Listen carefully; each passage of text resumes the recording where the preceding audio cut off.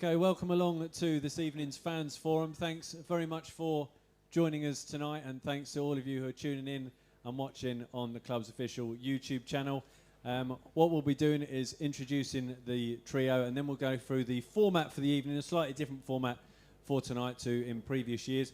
We'll go through that shortly. Just a reminder to turn off your mobile phones, and also, if you haven't already used it, you've got your drink voucher when you arrive, so you can use that, or can use it in the upcoming break that we'll have halfway through, or at the end when the bar will also reopen. Firstly, let's introduce the trio. Firstly, QPR CEO Lee Hoos.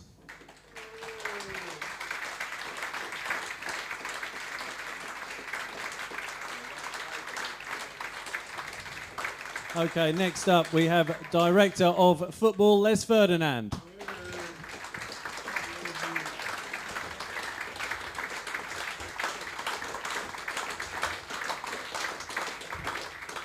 And finally, QPR head coach Mick Beale.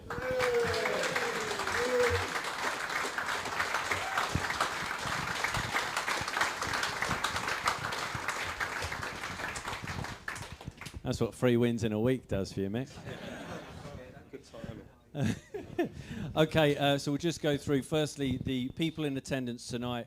As people often ask who does attend these events, it's made up of 50% of our top loyalty points holders, 40% those who registered an interest and were chosen at random from that selection, and 10% are fan sites and podcasts. In terms of the format of the evening, what we're going to be doing is we're going to spend the first half of it concentrating questions regarding football matters. So in the main, directed at Mick and Les, I'll be going through questions that have been pre-submitted. Then we'll open questions to the floor. As in previous years, we've got a couple of roaming mics going around. Please wait for the mic to reach you. It's not just for people in here to be able to hear you, but also those who are watching on the stream. So if you can wait for the mic, we'd appreciate that. At the end of that, there'll be a 15-minute break, so you can charge your glasses, get photos, etc., catch up with Les and Mick. And then the second half of the evening, Lee Hoos will be answering more business and operational questions. Okay, and then once again, we will open the questions to the floor once we've gone through the ones that have been pre-submitted. So firstly, before we get started, Mick, I'll just come to you very firstly. Your first Fans Forum as QPR head coach, and as your previous careers have always been obviously at academy level or working as an assistant, is this your first Fans Forum? Yeah, it's the first one, and obviously after I was thankful of a good week last week, because when I saw it in the calendar and I saw the fixtures, I thought, oh, that could be interesting. But no, it's a pleasure to be here, and obviously we want to be as transparent as we can and as honest as we can. So I'm happy to take the questions. Great stuff. And Les, from your point of view, we'll go through the questions in a moment, but I think one of the interesting ones is when the appointment was made, and I guess this is directed at both you and Lee. When the appointment of Mick Beale was made, I think it's fair to say a lot of people didn't know too much about Mick because he hadn't previously been a manager. There's a long way to go yet, but obviously it's a great start for QPR. In terms of that recruitment process, we talk about the recruitment of players, but the recruitment of a manager, it's a process that you must be pleased with the end result, albeit it is early days. Yeah, it's early days, but I think, like everybody else, we are pleased with what we're seeing at the moment and the direction that the club's going in. It's something that we spoke about for a long time, bringing someone in that's got that academy background, who understands what it takes to develop players. Talking here, my seat keeps going down. Sinking down. What's going on here? I hope that's not a sign. I'm going to go through the floor here. Do you know what I mean? So, yeah, I think I'm at the bottom now. Yeah, so it's all about what we've been speaking about since the day I came through the football club. It was about the assets that we've got and making them better, making them into better assets and being products that we could sell on. We don't want to do that. We want to get back to the Premier League, but we understand where we are as a club, and we needed someone that was going to come in and help us to do that, develop the players in the way that we need them to be developed, so that they're shone in the best light. And Lee, coming to you, you're messing up the Fans Forum bingo this year as well. Some certain questions that were received, rather than use this forum to answer them, the approach has been different this year. Yeah, the more operational-based questions about, hand dryers or whatever, if there was a particular issue, have been answered directly back to those people. And by the way, you don't have to wait for a fans forum to let us know about issues like that. If you contact supporter services at qpr.co.uk, we address those right away. As long as we're getting the information, send it in. Don't wait for tonight. Send it in right away. Okay, You're right, but and I apologize for those who do play fans forum bingo. I've eliminated an entire category, which I hope doesn't take away from the fun. Okay, so let's get started with the questions submitted. First one from Paul Richards, a season ticket holder. Question for you, Mick. Do you feel QPR can remain in playoff contention and absorb the loss of any key players, e.g. Ilias Chair or Chris Willock, if we were to get a crazy bid in the January window? So far, so good. I think last year I wasn't here, but hearing from everybody, it was disappointing from Christmas down. Maybe even from March down, really, because January was such a big month, and I think we all got excited inside the building. Obviously, you was all outside as well. So I think I want to get this group into the stage of the season where we can draw on that as a positive in terms of gone through that experience rather than looking too far ahead at the moment. We haven't played everybody once. So let's get to the halfway stage, which will be after the World Cup break, just before Christmas. And the biggest thing for me is to try to get the team, with all the staff and everybody, to after the March international break, close enough to get automatic or into the playoffs. That is the first aim. And then from there, we can draw on last year and we can really push on. You can only sort of dream and look forward based on the standards that the players set. They've set themselves really big standards early in the season, which is exciting, but it is early in the season. Okay, great. We've got an early substitution. We're going to replace that stall with a better stall. It's quite comfortable, isn't it?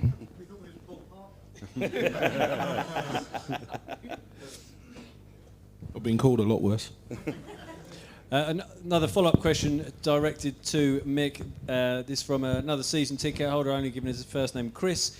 What did you see as your priorities on day one at QPR, given that you're a first-time manager? It was keeping the main players. I said that at the end of the window. As much as I think we've recruited really well, especially considering where we are financially compared to the clubs that have come out of the Premier League, and one or two of the clubs in the league that have spent a lot of money. So the biggest thing for me was making sure when I spoke to the owners and Les and Lee was, will Chris be here? Will Ilias be here? Will Senny be here? That was really important. Will Rob be here? Because then you can build from that and you can recruit to complement them. And I think that's what we've done. If you think we went away to Bristol last weekend and it was the first time that 6 of the 7 signings, the ones that were fit, played together. And I think that we've managed to re-energise the squad really well. So it was important that I spoke to them players and made them aware that I wanted them to be part of the future. And then it was really listening to the people inside the club and the players about last season. What went well, and I think we realised that on our day we can beat anyone, and then it's down to consistency, and the consistency starts in training, and then from there, and then you really try and tap into everybody's journey. So there's no problem that Ilias and Chris or any of our players, Senny, want to go on and play in the Premier League. You use that as you hold them responsible for their own dreams every day. So if a player tells you that he wants to go and achieve a lot, and you then work on a plan with him and you hold him responsible, and I think that makes a stronger QPR, tapping into everybody's individual dreams, and hopefully they take all of us there. But if not, to be sustainable, we do need another Aberieze that maybe if we can't go there together, that we have to let him go. But it's important we have that conveyor belt. So my vision really early coincided with the clubs. So that gives me a lot of strength to make some difficult decisions at times, or some decisions that are deemed difficult. They're not so, because you're all in line. And that was from the very first meeting. I needed to get clarity on a few things from the club, and the answers they gave are the reason that I'm sat here now, really. So in terms of those answers, and I know you've spoken before, you wanted clarity on certain areas. Was it purely about the direction of the club and the expectation of the club? Yeah, when you hear things like, we want to see our players being developed, we want harmony in the club, and we're all moving to Heston together, them things are very natural to me anyway from my background. And, I knew one or two of the staff. Neil Banfield coached me when I was 12, and so he's still around now. And I know Chris and Les from their time at Tottenham, so I knew that the staff in-house could help me a lot, and that was a big thing.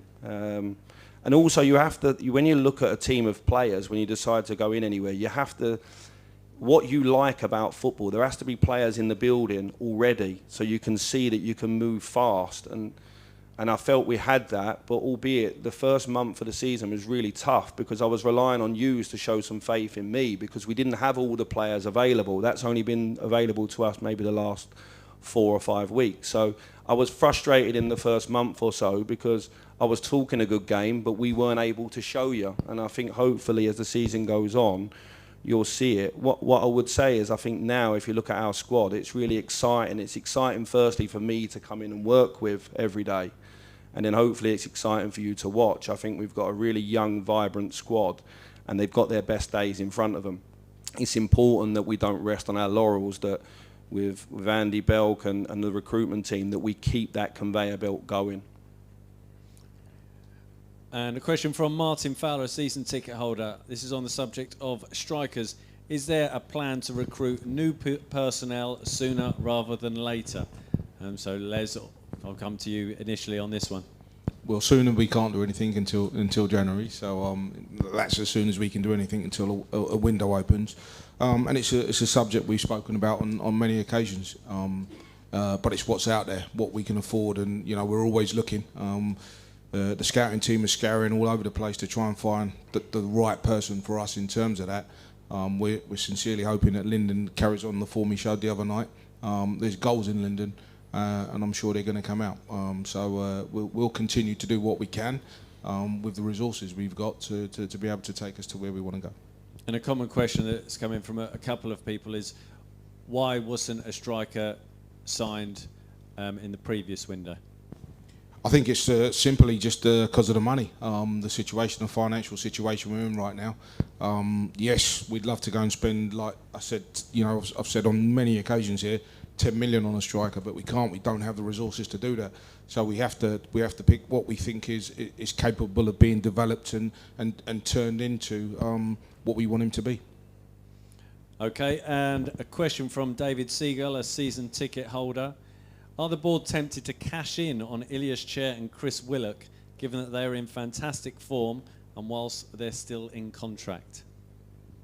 I think Mick, we don't need to ask Mick what his answer to that question is. I mean, we would desperately want to keep Chrissy Willock and Ilias Chair, especially the way they're playing at the moment. We can't stop bids coming in, and it would have to take a real big bid to get any of them away. Our plans are to try and get back to the Premier League, and we need our best players around, and they're two of our best players.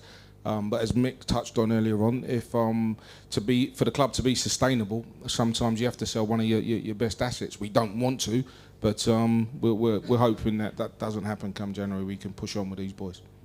Okay, and a follow-up question from Josh Harvey. Is there any update with Chris Willock's contract situation, and will we see anyone leaving in January?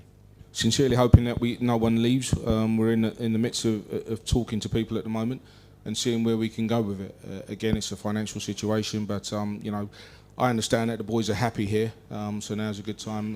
We're speaking at the moment, and hopefully we can speak the numbers that make them happy and happy to sign and stay. And Mick, from your point of view, obviously, I guess on one side it's not a head coach's responsibility, a contract situation with a player, but then on the other side, a player's future is obviously on his mind at some stage. So then, does it become your responsibility, that aspect? Well, the first thing I can say is Chris is really happy at QPR. He realises what the club's done for him, and he's nowhere else he'd rather play football right now.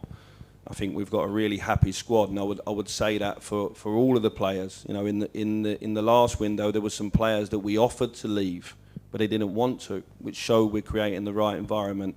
For me, I said it in the media at the weekend because we talk a lot about individuals here, but the team's got to be the star at QPR, and I'm trying to, with everybody else, create a style of play that lasts longer than maybe some of us are here, and also build a squad that lasts. If someone has to move on or wants to move on, no problem. We can survive and move on. So there was a lot of talk about obviously Chris not being available on Friday. It was very important for everybody, the team, the fans, and for Chris as well, that the team won without him. The team's got to be the star here. You know, like I think I said it, Chris is an excellent player at what Chris does, but he's not the best player in our team at passing. He's not the best player in our team at work ethic. He's not the best player at our team at blocking and putting his body on the line. He's the best at what he does, and when he's not there, someone else will come into the team and bring their qualities into it, and that's important. That's building a strong football club and a strong squad.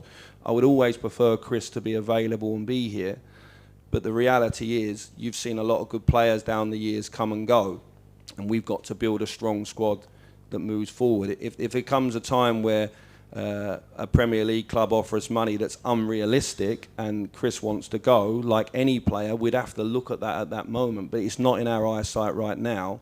We're creating an environment at Heston that makes all the players want to be here, and I think that's important. That I can't look too much further than that.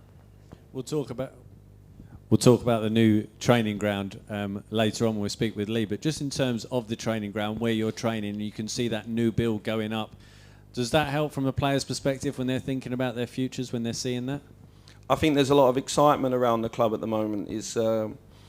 We've gone to the new training ground. There's been lots of opportunities for the young players to come across and interact with the first team as well, and I think that builds energy through the club and upwards. I'm really pleased with the interaction between the first team and the academy. I'm really pleased with the young players that have come across, and that's really vibrant. Every day we're there, the pitches have got better. You know, the club spent a lot of money on the pitches there, and the pitches are fantastic, the ones that we're using, and they're right next to the new building. So other than a bit of noise from the builders, which I've had a few words with while we're training, every day I can see the building becoming more reality, and I've got a feeling that the players feel that the club's moving in the right direction, and I think I can't sort of explain enough how important that is to players when they come into the building every day, that they're excited to come in. That's partly my job, to make the environment like that with everybody else. But I think it's hugely exciting for the club. Because if I go back many years when I was a young player in a different academy in London, you didn't know where you was going to play when you played QPR as a schoolboy coming through. You'd play on one season at this place, the next season at that one. So the fact that we've now got, which will be a Premier League training ground, 8-10 months away with a new building, I think it's hugely exciting. The recruitment this summer, we could have recruited more good players if it wasn't for finances, but I wouldn't have wanted to show them around Heston the first day we walked in, if I'm honest. But by next year, I'll be proud to show people around, and I think that's huge for the club. Great. A question from Clem Ledham. How much interaction does Mick have on a day-to-day basis with the youth team reserves, and how does he go about the process of monitoring player development within those tiers? Well, Chris Ramsey is part of the first team staff every single day. He's the man that never takes an hour, let alone a day off. He's got unbelievable energy, Chris. Chris looks after the forward players individually in terms of talking to them, so he's around the first team every day. I went for dinner for Paul Hall last week, and he paid, which was quite nice, so he's one of my friends now. But no, like, you know, we've got ex-players at the top end of the academy, you know, really, you know, good ex-professionals that are helping out the young kids, and I seek out their advice on the team as well. You have someone like Imps there who played at this club and come through, and it's important that I get his take on things, and you know, it's two ways. I want to take opinions on the team. It's not like I'm hiding it away to myself. I want to get everyone's feeling. We've had 16 players from the B team come over and train with us outside of goalkeepers, 16 outfield players. I was delighted with the way that the B team played here on Friday against Millwall. They played some fantastic football, and then every time I see more young players play, I'm looking and learning new names. We've got a lot of young players, it's fair to say, and to have 16 come over, every one of them's acquitted themselves well. Now, they're not all going to play for QPR, but I definitely think there's players in there that can make an impact. And I won't mention any names because I don't want to put them under pressure, but the interaction is daily with Alex and Chris and the staff. I sit on a technical board with them that the gentlemen here sit on as well. So we couldn't be more integrated is the easiest way to explain it. Okay, and a question from Steve Webb to Mick Beale. What qualities do you look for in a youth team player that makes you think, yes, he will make the grade? With a young player, they've got to know what they are. They've got to know how they're going to impact the game. And they've got to be infatuated with the game, obsessed with it in many ways. And I'm massive on like a you versus yourself journey. So like you can say where you want to go, and it isn't arrogance. It's like a confidence or a belief in that you want to go and achieve it. What I want to see is players that are really working towards that. I think when you come over, you can't foul technically. So you can't come over and make the session worse. I always say to young players that the moment I invite you over to train, I've shown that I trust you. Now the senior players will pick you. And it's the same with the senior players. When they come and sit in the couch in my office and ask why they're not playing, the first question I ask is, would your teammates pick you? Because I think that's quite a big thing in a football club. So when a young player comes over, I've already shown I trust him because I've took the advice off the academy staff, I've invited him over. If I ask a player why he plays for QPR, I expect him to answer me confidently. And I need to say, I'll do this, this, this, and I'll work my socks off for the club, or I'll work my socks off for the teammate. So, you know, players will come over in lots of different positions, but do they know who they are and where they're going? And that's a lot of responsibility to the academy coaches that are around them. I like personality. Sometimes you have to bring that out of a kid. But they've got to know that when they come over, I've already shown I trust them. Then they've got to earn the respect of their teammates. And I think that's a nice way to bring the young players up. A question from Ian Pike. The money being spent by the Premier League on players from the Football League is lower than previous years. Does this present a risk to our business model to sell on players? So I guess we'll come to you firstly with that question, Lee. I think the money, well, first of all, from an EFL standpoint, the market's dead. You know, it used to be a pre-COVID, there was at least, you know, you might be able to get a few million for a player from another championship club. But now, unless there's a club with a parachute payment, that market has completely disappeared. And you can see how that's worked this summer by how few fees were actually paid for players in the EFL. So in that respect, our model has had to kind of transform into, you just can't produce a player for sale. It's got to be a player that you can sell to a Premier League or a top-notch European league in order to make the money that you need to do it.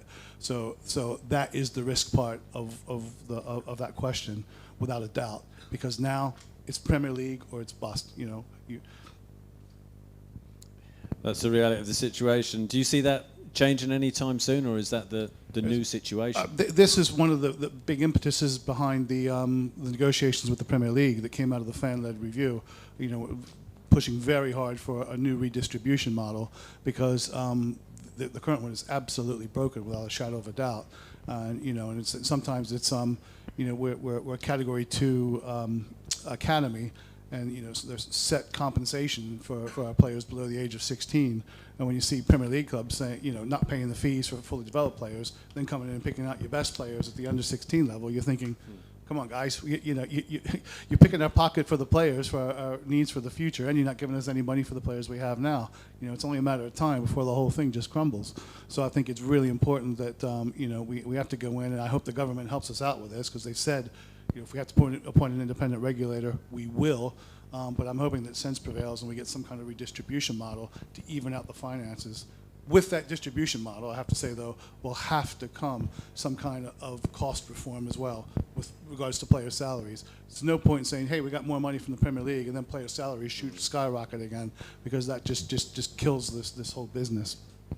Okay, so you're talking about the need for a new distribution model. So perfect follow-up question from Adam Bennett. What is the likelihood of funds being made available in the January transfer window to bolster the squad? Well, one, I'm not anticipating the Premier League coming up between now and January and saying, yeah, here's a whole boatload of money. So the cash isn't coming from there. And under the current financial regulations, you know, when Mick talks about, you know, not having the finances, and Les talks about not having the resources, what that actually means is the headroom we have under the financial regulations, the profitability and sustainability rules. So in order to come with more money, we have to generate more revenue, whether it's you know, player sales is obviously something we don't want to do because ideally we want to hold on to everybody. So I guess it comes down to how much do you guys want to spend? So the more you spend, the more headroom we have, and the further we can go. Because ultimately that's what it's going to take.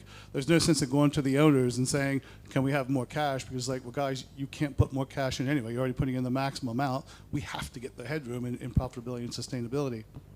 Okay, great. We'll take some questions from the floor in a second. We've got a couple of roaming mics, so if you have got a question for either Mick or Les related to the football matters, like I say, we'll be dealing with business operational matters in the second part. If you've got any football related questions for Les or Mick, or indeed Lee with regards to that, then raise your hands and the roaming mic will come to you. Just while we're waiting for that first question to come through, just a question to you, Mick. You spoke about players that you knew when you came into QPR and that you were excited by.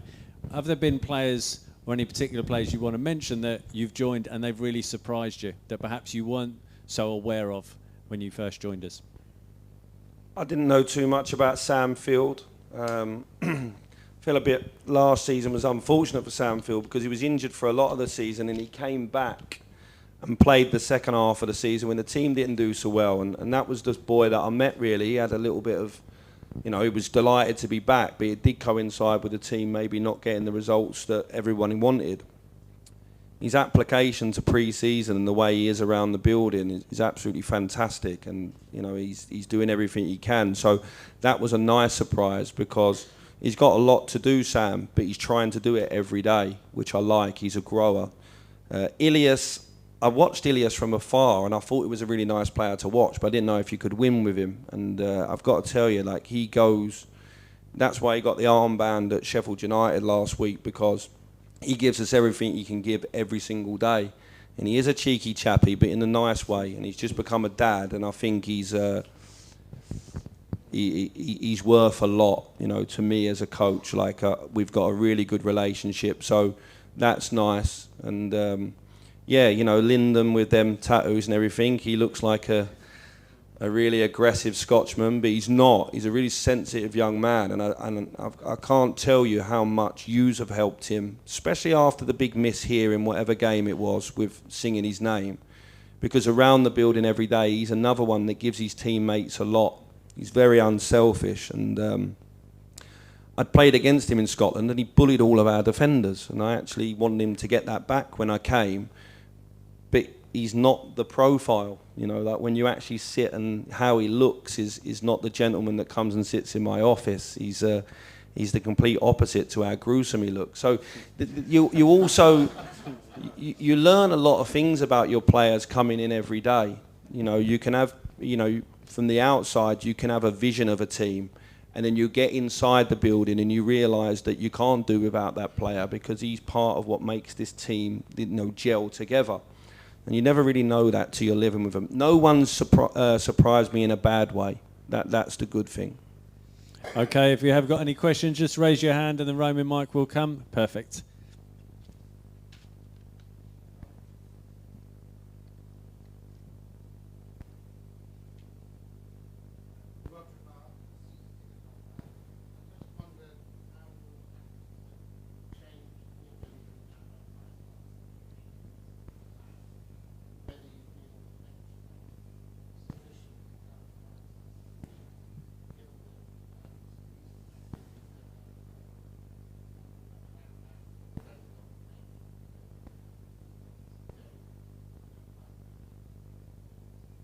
Sorry, just for people watching on the stream who just didn't hear that question, we'll just sort that mic out.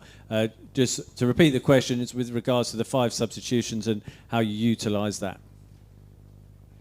I know people are up and down on the 5 substitutions, but I'm delighted by it because it gives me loads of options. I'm a coach that likes the front players to be very free. My utopia is there is no direct number 9, that the players in the attacking areas are free to rotate, to cause disruption, and I think we've seen that recently to quite good effect. What's important then is that people do arrive in the box at certain times, but I want them to be very fluid. We used the most players in the Championship, I believe, last week across the 3 games, so that I'm showing that I can trust. With trust becomes that responsibility of having to perform well. It enables me to do a lot of things. I thought on Friday night, Reading started the second half very well, and then I was able to with the players, because they play the game. I just give them some ideas. They have to follow it on. But we went to a back three and took off a forward and took off a midfielder to bring a defender and a midfielder on, and it works, you know. So I think the 5 subs is quite exciting for football. I think, like most things, it will take a while to settle down. But I do think as an entertainment that coaches can, you know, they can change formation, they can flip ideas. And for someone like myself that likes to be really flexible in the way we play, it's perfect for me. I think for some other coaches, it's a nightmare for them, if I'm honest, because they like the game to have a lot of structure. And for me, I want to keep us unpredictable, so I'm delighted by it. And just in terms of that, if drawing at home, and like you say, you took off a striker, put on a midfielder, took off a midfielder, put on a defender. On the face of it, that might look like 2 defensive-minded substitutions, and supporters can perhaps voice their discontent at what appears to be defensive-minded substitutions. But when you made those changes against Reading, there wasn't that in the stands. Do you get the feeling that the supporters already trust you in terms of those tactical changes you make in-game?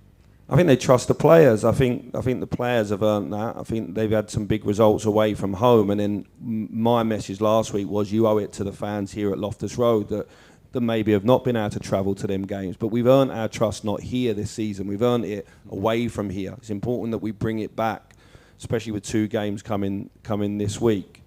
I think sometimes you're a little bit lucky. We spoke about it the day before, that the way that Reading play and sit deep, that our holding midfielder like Sandfield might get in the way sometimes, and that he needs to come down and create space. The easiest way to do that is to go to a back three. And with us having the type of defenders like Rob Dickie and Jake Clark-Salter who play like midfielders, it was an option that we had. The other thing that the fans won't realise is that Tyler Roberts had a migraine and the lights were causing him some problems. And so we had the discussion at half-time.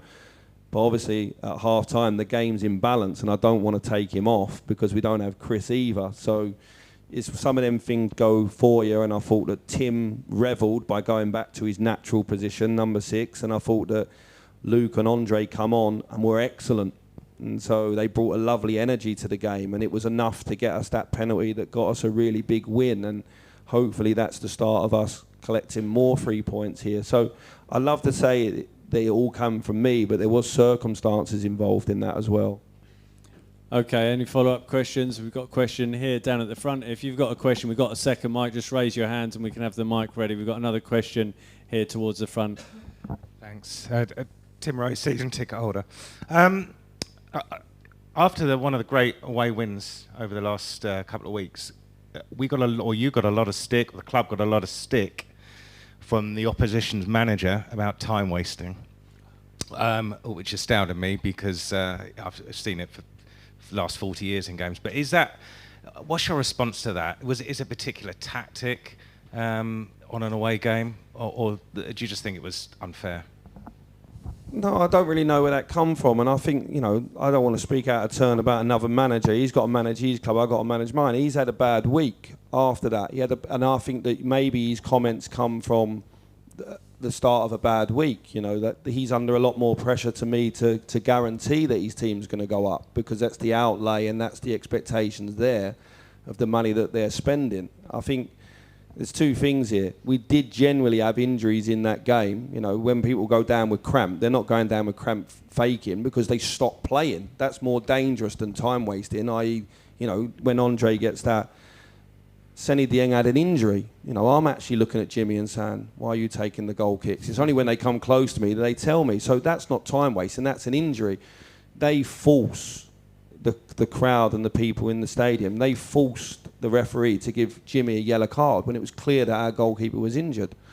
That could have had an impact on the outcome of that game, because Jimmy might have had to make a tackle and got sent off. It might have been that Jimmy was on his 5th booking and he misses a game. So I think the referee was duped into that. And I think the referee is the one that blows the final whistle and the first whistle. So if he feels we are, just keep adding the time on. And was it 7 minutes? They had the time then. You know, they had the time. They have the finances. They have, you know, they pay their players a lot more than ours. So he's the home team. And they lost. And they lost 1-0 and probably should have lost 2-0.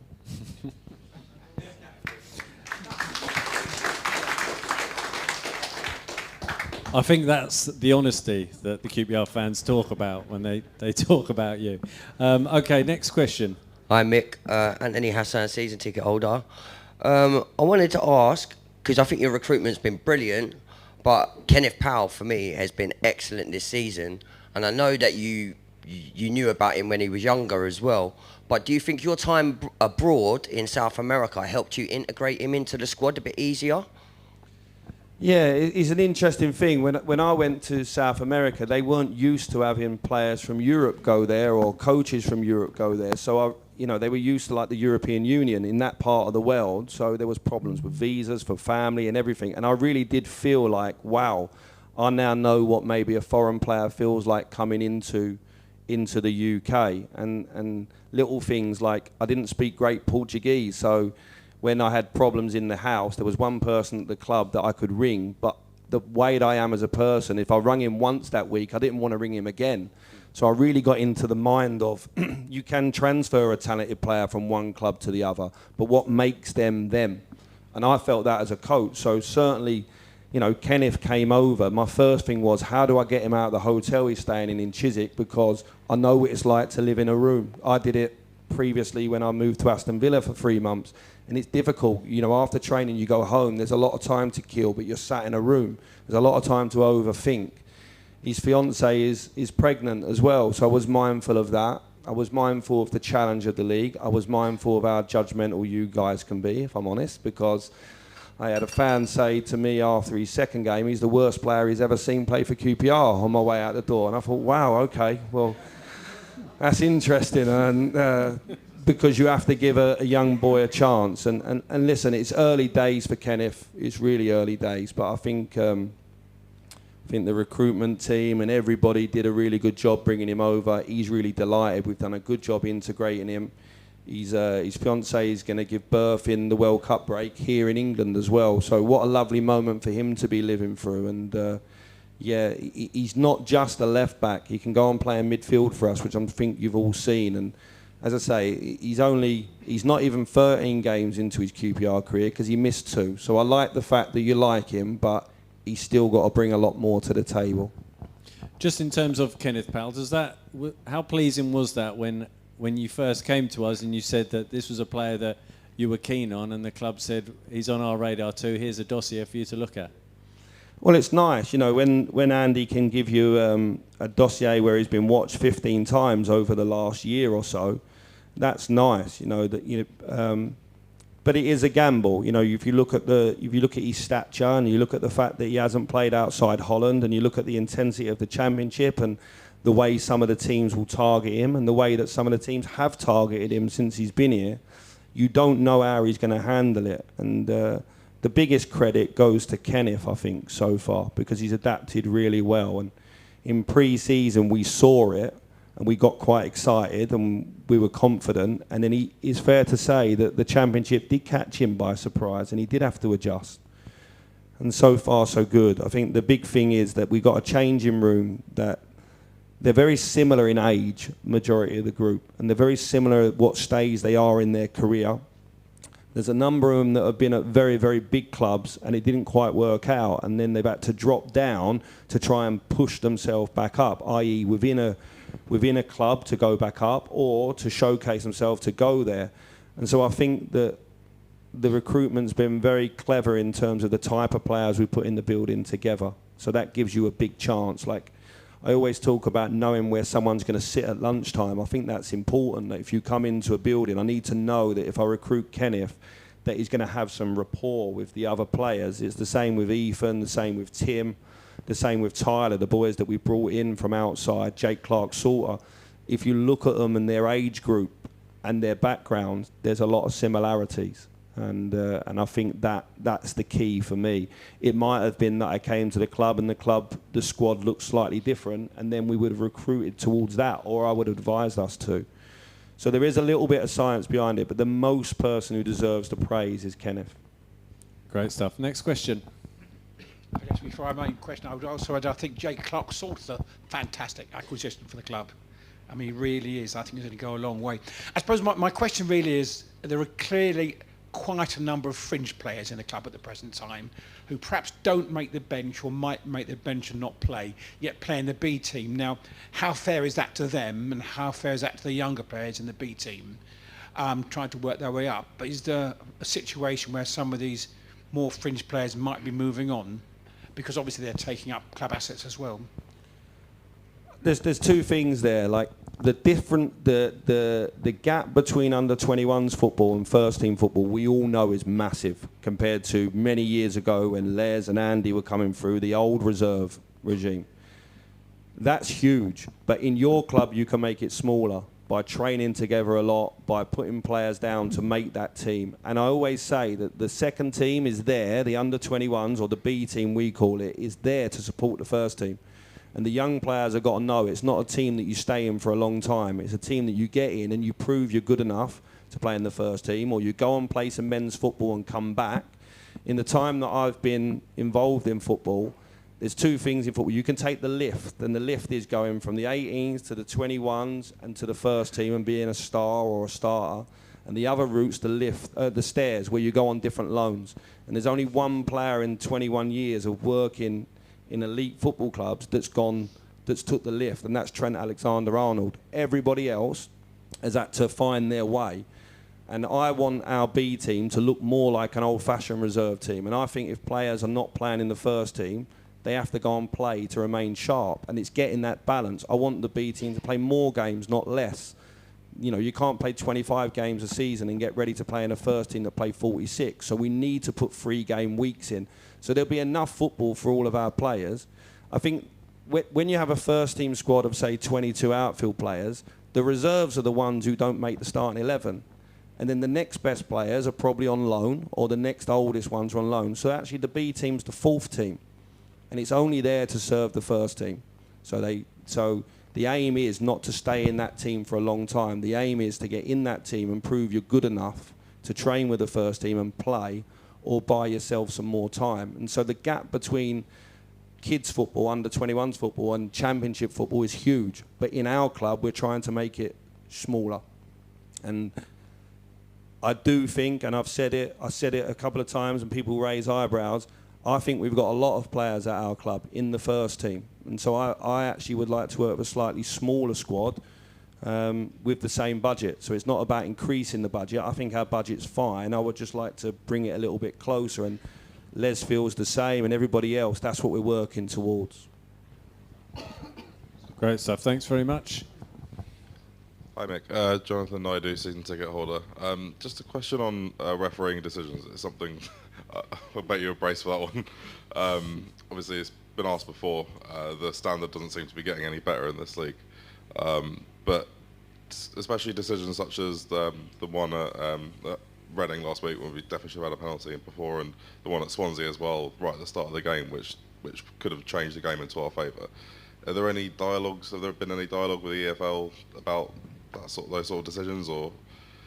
Lee's itching to answer. I'll answer this for Lee, actually. Lee, every week, he questions the decisions. And listen, and behind the scenes, you are able to question it, and they do reply. And this season, it's fair to say that the repliers have agreed with us on the majority. That we have been harshly dealt with at times. You're hoping, you hear that, there's a great cliche in football or quote that it evens out over the season. I hope it does, because I think we could have more points now if it had done. After the game at Swansea, I come out and criticise myself. I come out and criticise the players and my own decision making, and was very honest. But I could have come out and just said, well, if the referee sends off their player in the first couple of minutes, then the result's different.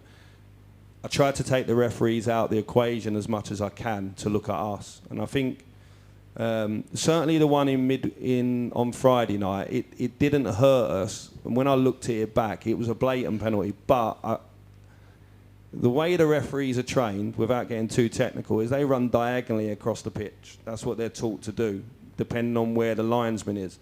And he was on the blind side, so I'm going to give him the way out on that one. He was. It wasn't me just saying it after winning. He was on the blind side, because I was as well from where I was sat. You see it at half time, and it's a blatant penalty. It didn't hurt us on Friday. I try not to get as irate as Lee because I think it's good for my mental well-being.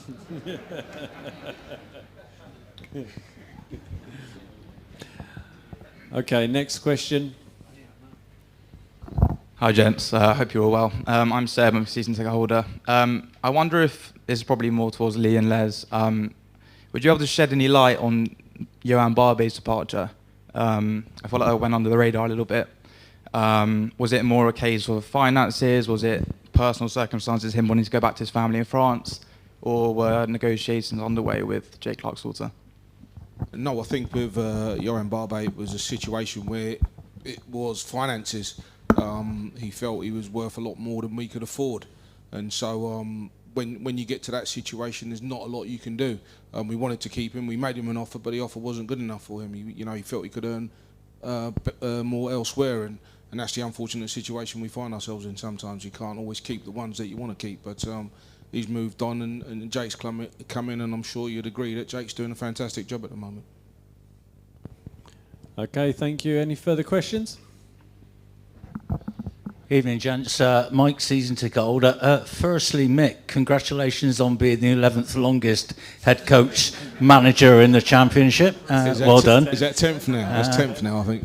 Is there another one? He's in the top 10 now after Wow. Steve Bruce. Wow. Secondly, tell us about our new signing today. It pinged on my phone when I got out of the car to come here. Yeah, Elijah's a young boy that his history in football has been very clean, hasn't it? Liverpool and Arsenal, what a CV that the young man's got. He's obviously a London boy. He found himself out of contract at the end of the season. He came in, spent a bit of time with the academy staff and the academy teams, and he's obviously a boy I know well. I wanted personally everybody else to tell me they liked him because it would be easy for me because I have a bit of a soft spot for him because when he came to Liverpool at 14, he was a London boy and I was there, and you sort of look after him in many ways and keep your eye out for him. And the feedback from Paul Hall, Chris and Alex and all the staff there was they were quite excited, and so I treated him mean a little bit. Like I didn't batter my eyes at him, and then we invited him over to train for a couple of days, and then it was a decision that some of these young players just need time. And so we're giving him time because we're giving him a contract, we're giving him an opportunity to stay in the game, we're giving him an opportunity to have a second chance, if you like, and breathe a little bit. And he's very similar to a lot of the players that we've got in terms of they've been elsewhere, and there's no shame in not making the level at Liverpool. They were fantastic team the last few years, but he did train with them every day, and he did make a debut in the FA Cup this year and come on in other competitions as well, so he was valued there. It's just that the competition at Liverpool for a 21-year-old is really high. I think he's got a lot of qualities that can help us, but he won't be someone that you see straight away because he's got to earn the right in the background, and our midfield position at the minute is very competitive. Great stuff. Any further questions? Hi, I'm Mitch, season ticket holder. I know we've mentioned Chris Willock's contract status and we're in talks with him again. What about the rest of the squad? In terms of it's probably the most competitive squad where we've got assets. How do the club feel about the rest of the squad contract status to make sure that if they are on the fringes and we do let them go, that we actually receive a fee for them? Yeah, that's where we want to be. I had the discussion with Lee and the owners a week or so ago, just about reviewing the boys' contracts and seeing what we can do in terms of keeping the assets, because obviously if we're going to sell them, they're a better asset to sell if they've got a bigger contract. So we're pretty aware of that, and we're trying to do what we can to make sure we keep them. Like I said, first and foremost for QPR to try and get us back to where we want to be. But if the needs means we have to sell, then we're in a position to do that, and we're strong. Yeah, but just to come back with what I said earlier, if you have a fringe player, chances are he's not going to the Premier League. And if he's going to League One or lower Championship, you're not going to get a fee for him. You might get some contingencies, maybe a sell-on, something like that, but there's just no money out there right now.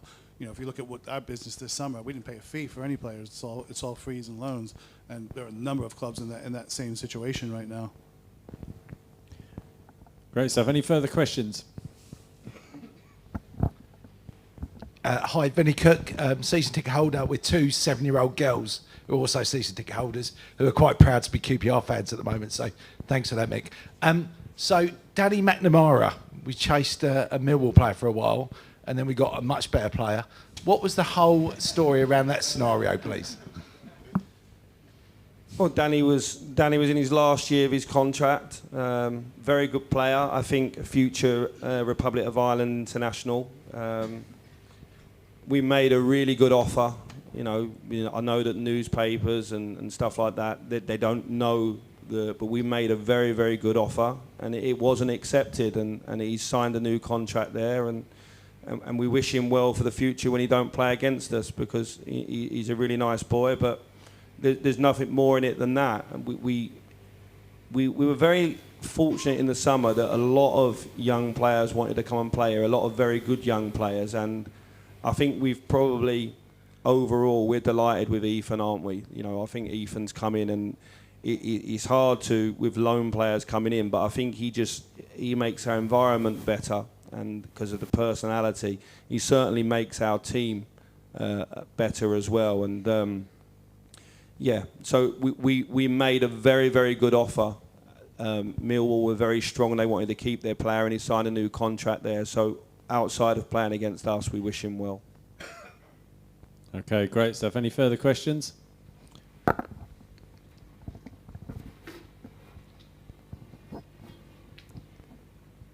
Okay. Gobi at the front here.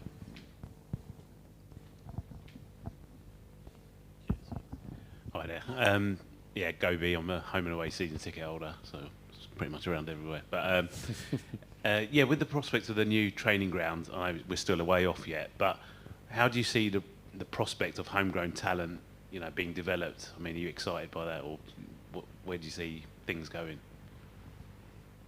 I'm really excited by it. It's my background, and I want to give young players an opportunity, and I think that what the new facility is going to give us is a real solid base and a home where the young players can see the first team and interact with them. And it's important that we get one or two more around the squad. They've got to be good enough. The most important thing is that we pick a team, the best team possible for QPR, but we want that to include homegrown talent, because I think when QPR's been at its best in the history, you knows more than me, that it's had homegrown players in it, and I think it's important. And I think the first thing is creating an environment that can happen, opening pathways and making sure that Chris is in and around the first team, Les is next to me every day, that my dialogue with Alex and Paul Hall is open, but not mine, whoever sat in this chair, because the person sat in this chair will not be here long enough. So it's important that it's seen as a club strategy, and it very much is. And just to add to that, I think just in the short time that we've all been training on the same site, I mentioned a couple of times for the young players, the finishing line is seeing that first team, and they've not been able to do that for many, many years here. But it's just so encouraging to see when the first team are training, some of the youth boys just coming up and watching the training and just being in and around that environment, just such a nice feeling. And then, I come up and I say, come a bit closer so you can listen to what Mick's saying. Sometimes I don't want to hear what he's saying, but come and listen to it so you can take that away. So just being in that environment and seeing the training ground coming together, I'm sure it's going to bode well for QPR going forward. Lovely. Any further questions? Oliver Reeves, season ticket holder. A bit of a personal question, actually. Two questions. I noted that you finished your playing career at 21. I've got a 21-year-old son who plays football. He's also at university. If you were his dad, what advice would you give him? I was lost at 21, so I came out of the game. I was reasonably talented. Neil Banfield keeps telling people that, which has kept that flame alive a little bit, to be honest. He would say that because he was my coach. So, I think I was a little bit lost, to be fair. I was from a council estate, South London, like a lot of young, most people in the room probably. And I didn't know what to do. I'd spent all my time dreaming of being a professional footballer. I had a professional contract and played in the reserves, but couldn't break through. Went on a few trials. A little known fact is I actually trialled here. Warren Neal was the youth team coach then, and I actually played in the youth team here for 6 weeks and Didn't get a contract, by the way, so no one knows that, so there's a little bit out there to say that. But anyway, I was a little bit lost. I didn't know what to do. My friends had left school at 16 and had gone on and done tiling or roofing or electrician, and they had their, they were very well established in a trade. I had sort of bumped some of my education because I was obsessed with being a football player. So luckiest thing for me is that I had a little bit of leftover, and my dad lent me some, and I bought a franchise of a soccer school, and I started there, and I didn't want anyone to feel like I felt. So I think it's important for your son to enjoy football, but he can build a career. Now there's so many more opportunities to build a career in sport with the real introduction or real boost of sports science over the years coming into the game that wasn't there, and analysis and scouting as well as coaching. I just sort of started coaching young kids and loved it, and just it, obviously for me it's gone extremely well, and I'm sort of living my dream now. So there's so much that comes positive out the game. I've managed to travel the world as well. I found it really hard when I wasn't going to reach the level that in my dreams at night I dreamed of reaching, when it wasn't going to be the Premier League or it wasn't going to be the Championship, and then I was getting in dressing rooms where managers were saying, we can just kick it up to the big striker and we can run off it. My love for playing went, but I got it back with coaching, and it's a great thing, like to get out there and work with young kids, because it's so pure, isn't it? With young kids when they come in and coach, and I see our boys run into the academy on into the dome midweek, like they've just got so much enthusiasm, and it's innocent football. So I would say for your son, like, there's a lot of careers around football you can get now, and there's a big world out there. Like this island that we live on here, we don't learn a second language, we don't go out and explore, and I suppose that's something that I've always wanted to do, go and work abroad, which obviously I did with Brazil, and I've been over to America for a period of time as well. Young Harry Watlin, who's our set play coach, he didn't play in a professional club. He just happened to walk into my soccer school at 12. He took over that soccer school when he was 17. They now employ 32 people. They run school programs, and he's gone on and had a career in football in a different route. So there's loads of pathways. He's taking for granted that your son's not any good, because he's already said he can't play. How good is your son? Well, second question. I've got a second son, George, who's 9. He was successful in getting to play in the London South East team for the Junior Premier League. He goes on tour to Real Madrid next week and plays with them and trains with them. He had a successful trial Sunday to get into the prep school's English Lions team, and will be playing in the Gothia Cup in Sweden next year, which is the biggest football tournament in the world. However, 6 weeks ago, QPR dropped him from the ADP for no apparent reason, which broke his heart.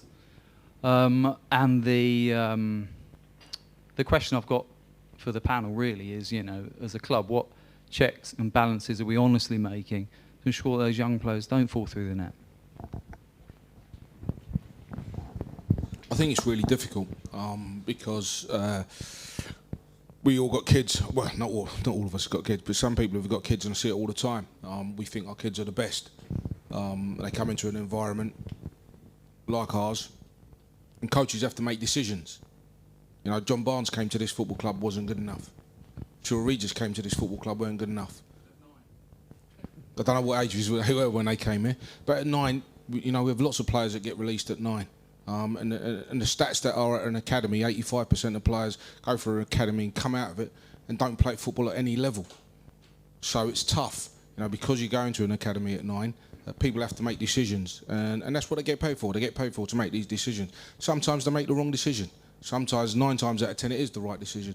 So it's difficult as a parent, I understand. And we try to put things in place that try to let kids down gently as we possibly can. But if that's your dream, sometimes your dream gets shattered, and it's hard to come back from it. But he's 9 years of age, and if he's good enough, he'll find his way. Yeah, let's hope so. Okay, any further questions? Okay, so we're going to do the raffle now, and then we'll end part 1, and then the bar will reopen for you to grab a drink, and you can have a photo and a catch-up with Mick and Les before part 2 will get underway. approximately. That's when we get into the serious business. In around 15 minutes' time. So, firstly, this is for £100 of QPR cash. So, Les, I will come to you for this one.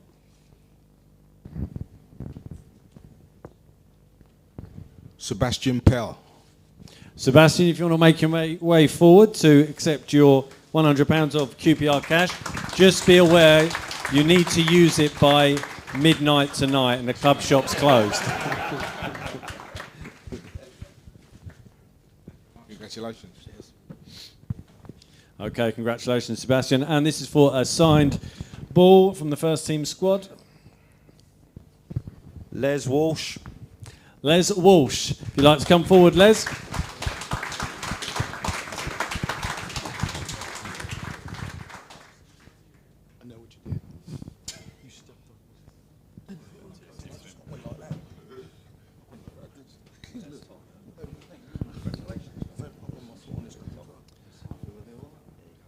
Congratulations, Les. Okay, thanks very much for joining us. Like I say, the bar will reopen now. Part 2 will get underway in around 15 minutes' time. Mick and Les will be here for photos, etc. before they depart. So, for the end of part 1, put your hands together for Mick Beale and Les Ferdinand.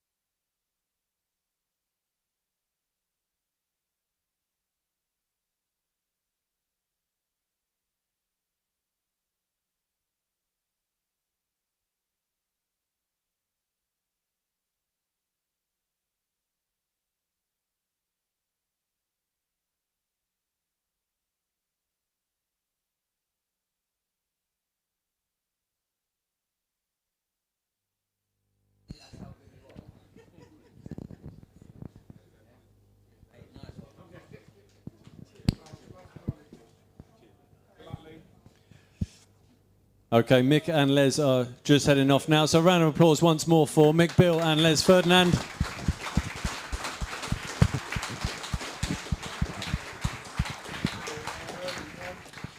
Okay, so the second part of the evening is to focus on the business and operations side of the football club. So once again, we'll go through some of the key questions.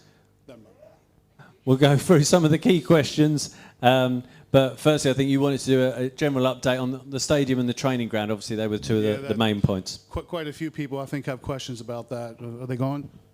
I thought they'd never leave. Now we get to the serious part of this meeting. Now, first of all, update on the training ground. That is going swimmingly well. You heard Mick talk about it. It's great. The pitches are great. Last week, all pitches finally came online, which is exactly according to the program. We had a few issues, both here and up there this summer, because in England, we are not used to the heat that we got, and particularly in things like down here. The pitch for me down here is probably the worst I've ever seen it at this time of the year.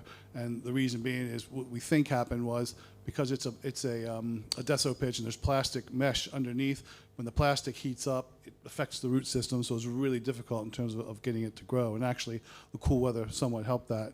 The building, it's touch wood, it's on schedule. It should be finished by June.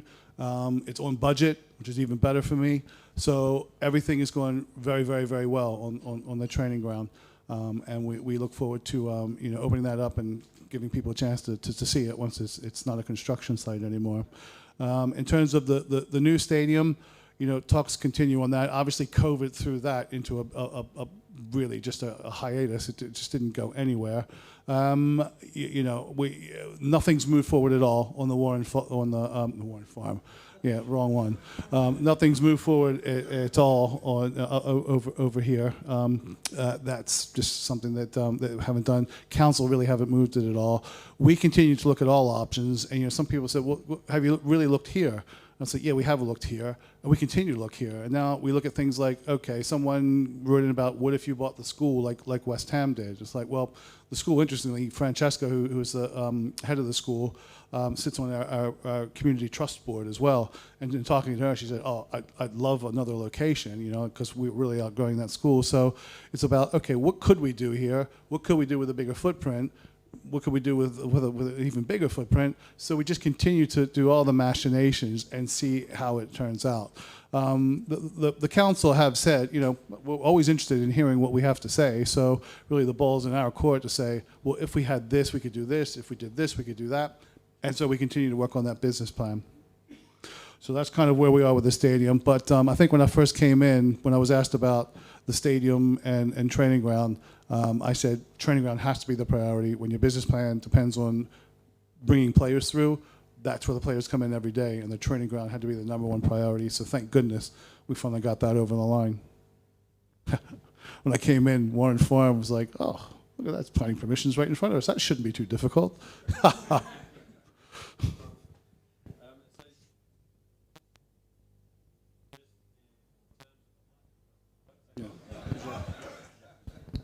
Okay. In terms of the stadium, then, some of the questions that come up, which follow on from that. Graham Brown, season ticket holder. Will the club now consider a move out of W12 into a Middlesex postcode to the west of London? If we're not going to be moving anytime soon, would the club consider extending the loft roof to cover the lower loft for protection from the weather and for crowd acoustics? Well, in terms of doing any kind of extensive work on this stadium, I take a small budget every year and just do what I can. This year, the budget was dedicated to ladies' toilets over in the Stanley Bowles stand. So that was, every year we try to do something. In terms of a major piece of work like that, which would require structural work as well, that's not something that I see on the cards right now. In terms of keeping our eyes open for anywhere within reason that would present an opportunity to build a new stadium, then absolutely. The economic situation right now is completely unknown, because obviously any new stadium you had, you'd have to, well, if you were moving, you'd want to develop this for housing. Where the housing market's going right now, God knows. So there are a lot of economic factors that you'd have to take into consideration. So everything and anything would be on the table. But right now, I think our primary focus is going to be, what could we do with this site? without losing sight that we'd still like to take a look at the Linford Christie Stadium as well, and just keep everything on the table. But like I said, right now with the Linford Christie site, nothing's really going anywhere that I can see anytime in the very near future. So it's keeping the options open. Question from Charles Edwards Kerr, a season ticket holder. Has ground sharing been considered? Don't shoot the messenger. I can't believe you, Mars. I can't say no. I'm not sure where where we could actually do any ground share with anyone anyway. If you're looking at a rugby club, we wouldn't have primacy of tenure, which is absolutely critical for any league competition. I don't know. Fulham Park Rangers? Nah, I don't think so. I think you'd have two sets of fans upset with that one. And just in terms of, you mentioned the potential for maybe acquiring the school, if that worked from the school's perspective. How realistic an option is that? It's not. There's no point in going around acquiring things unless it makes sense to actually do it. So the first thing is, my view is, let's not get something and say, okay, this is what we have. What can we do with it? It's like, what can we do with something, and then figure out what you need to make that happen. Because it's adding a couple of thousand seats to use once a fortnight. That's not what leads to financial sustainability. That's a drop in the bucket. We up until this season, our ticket yield was around £15 per ticket. This year, it's up to about £18 per ticket. But if I'm adding a couple of thousand people on that, it doesn't add that much money to the bottom line. What the club really needs is something it can use on a consistent basis on non-match days, and that's what something has to. That's where it really needs to make sense. Yeah, of course, you want to maximize the match day revenue as much as you can with what's coming through the gate, which you can do from a hospitality standpoint. But it's the non-match day activity that's really it will get the club over the line. And right now, I mean, when Neil, I think it was last year, did a record on non-match day activity, excluding things like the Saudi Super Cup, which when we hosted, which was a very good money-making event, but all the normal stuff we do, it was like 150,000. Whereas at Burnley, you were measuring it in the millions. There's not much else to do at Burnley except go to Turf Moor. But the point is still they had all that there, and they could use. But the stadium at Turf Moor was used almost every single day. It was actually rare that it wasn't used. Okay, are there any further questions with regards to stadium or training ground before we move on? Yeah, a couple of questions there. I think we'll take them before we move into other areas. Just hang on one sec, we're just bringing the mic forward there. Alan Dyer, I'm from Rangers Fantasy Island message board. I wasn't convinced by your statement about the stadium. I'm sorry, Lee. Is it on the back burner until we get into the Premier League? And if we're still interested in Linford Christie, what are the problems? Do they lie with us, or do they lie with Hammersmith, and what's being done to resolve the problems? Well, at the moment, Linford Christie is owned by the trust, and the trustee is the council. The council have not moved the consultation forward at all. They're holding off right now, and I presume they have a lot of different things. Dialogue continues with the council. In the meantime, we will look at every opportunity. Why wouldn't we look at every opportunity? Is it the absolute number one priority on my day when I come in every day? No, but I wouldn't say it's on the back burner either. But it is something we look at. But what we're not going to do is say, we got to get this done, and then do a stupid decision in regards to the stadium. Well, we're not rushing it. It's been going on for ages now, hasn't it? Well, the training ground was going on for ages as well. We finally got it over the line, and it was well worth the wait. What about John Lewis? What about Twyford Avenue? Couple of sites in the vicinity. Have we looked at the possibility of those? Are they out of the question? Well, we looked at the one, and it looked like it was probably too small. But as I say, we'll keep all options open, but it has to make financial and economic sense. Hello, it's Richard Dixon, season ticket holder. Do they think that they'll be extending the safe standing at any time soon, or? Not anytime soon. I mean, it's great that we got it up and running, because look, when James and Terry brought me the idea, I said, well, I like the idea, but it has to make sense for all supporters. So I have to say that was, from a consultation standpoint, the feedback that we had from the fans, that was a great instance where I think the club and the fan base working together fan initiative, and I was like, yeah, I'll support you 1,000% on this, but what I don't want to do is go kicking people out of their seats. So I can normally judge where we stand on an issue by how many nasty emails I get. And by the time we finished up with the consultation there, although my favorite feedback from the consultation was when somebody wrote in saying, what, have you taken a page out of P&O Ferry's playbook? And I thought, so your response to my consultation is we're not consulting. Right, okay. Sometimes, guys, it's mind-blowing. But I'm really pleased that we got it over there. And I had one email from somebody that wasn't even totally negative about everything. So for me, it's like it was a great initiative. Terry and James did a fantastic job. Looked over there the other night, and I have to say, out of all the areas of the ground, that looked like the place where they were having the most fun. So I think it's been a great initiative. Place was rocking on Friday night, so that's gone really, really well. But if there was a demand to increase that area, again, I'm not going to go kicking people out of their seats. So it would be, it would have to be carefully done, carefully planned out, and we'll just have to see if that area can evolve organically. Then great, we'll have a look at it. But it's important to me, though, that people's opinions are taken on board.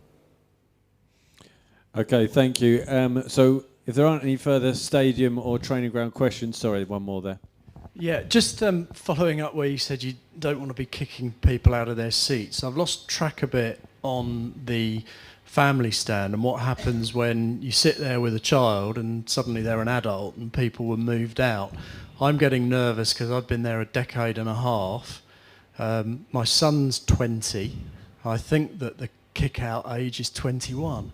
So are we going to be kicked out of our seats? Well, at some stage, if you're going to retain a family stand, and I don't just mean where you're offering seats at a discount to families, you do have to freshen it up and give people out and give other people a chance to move in.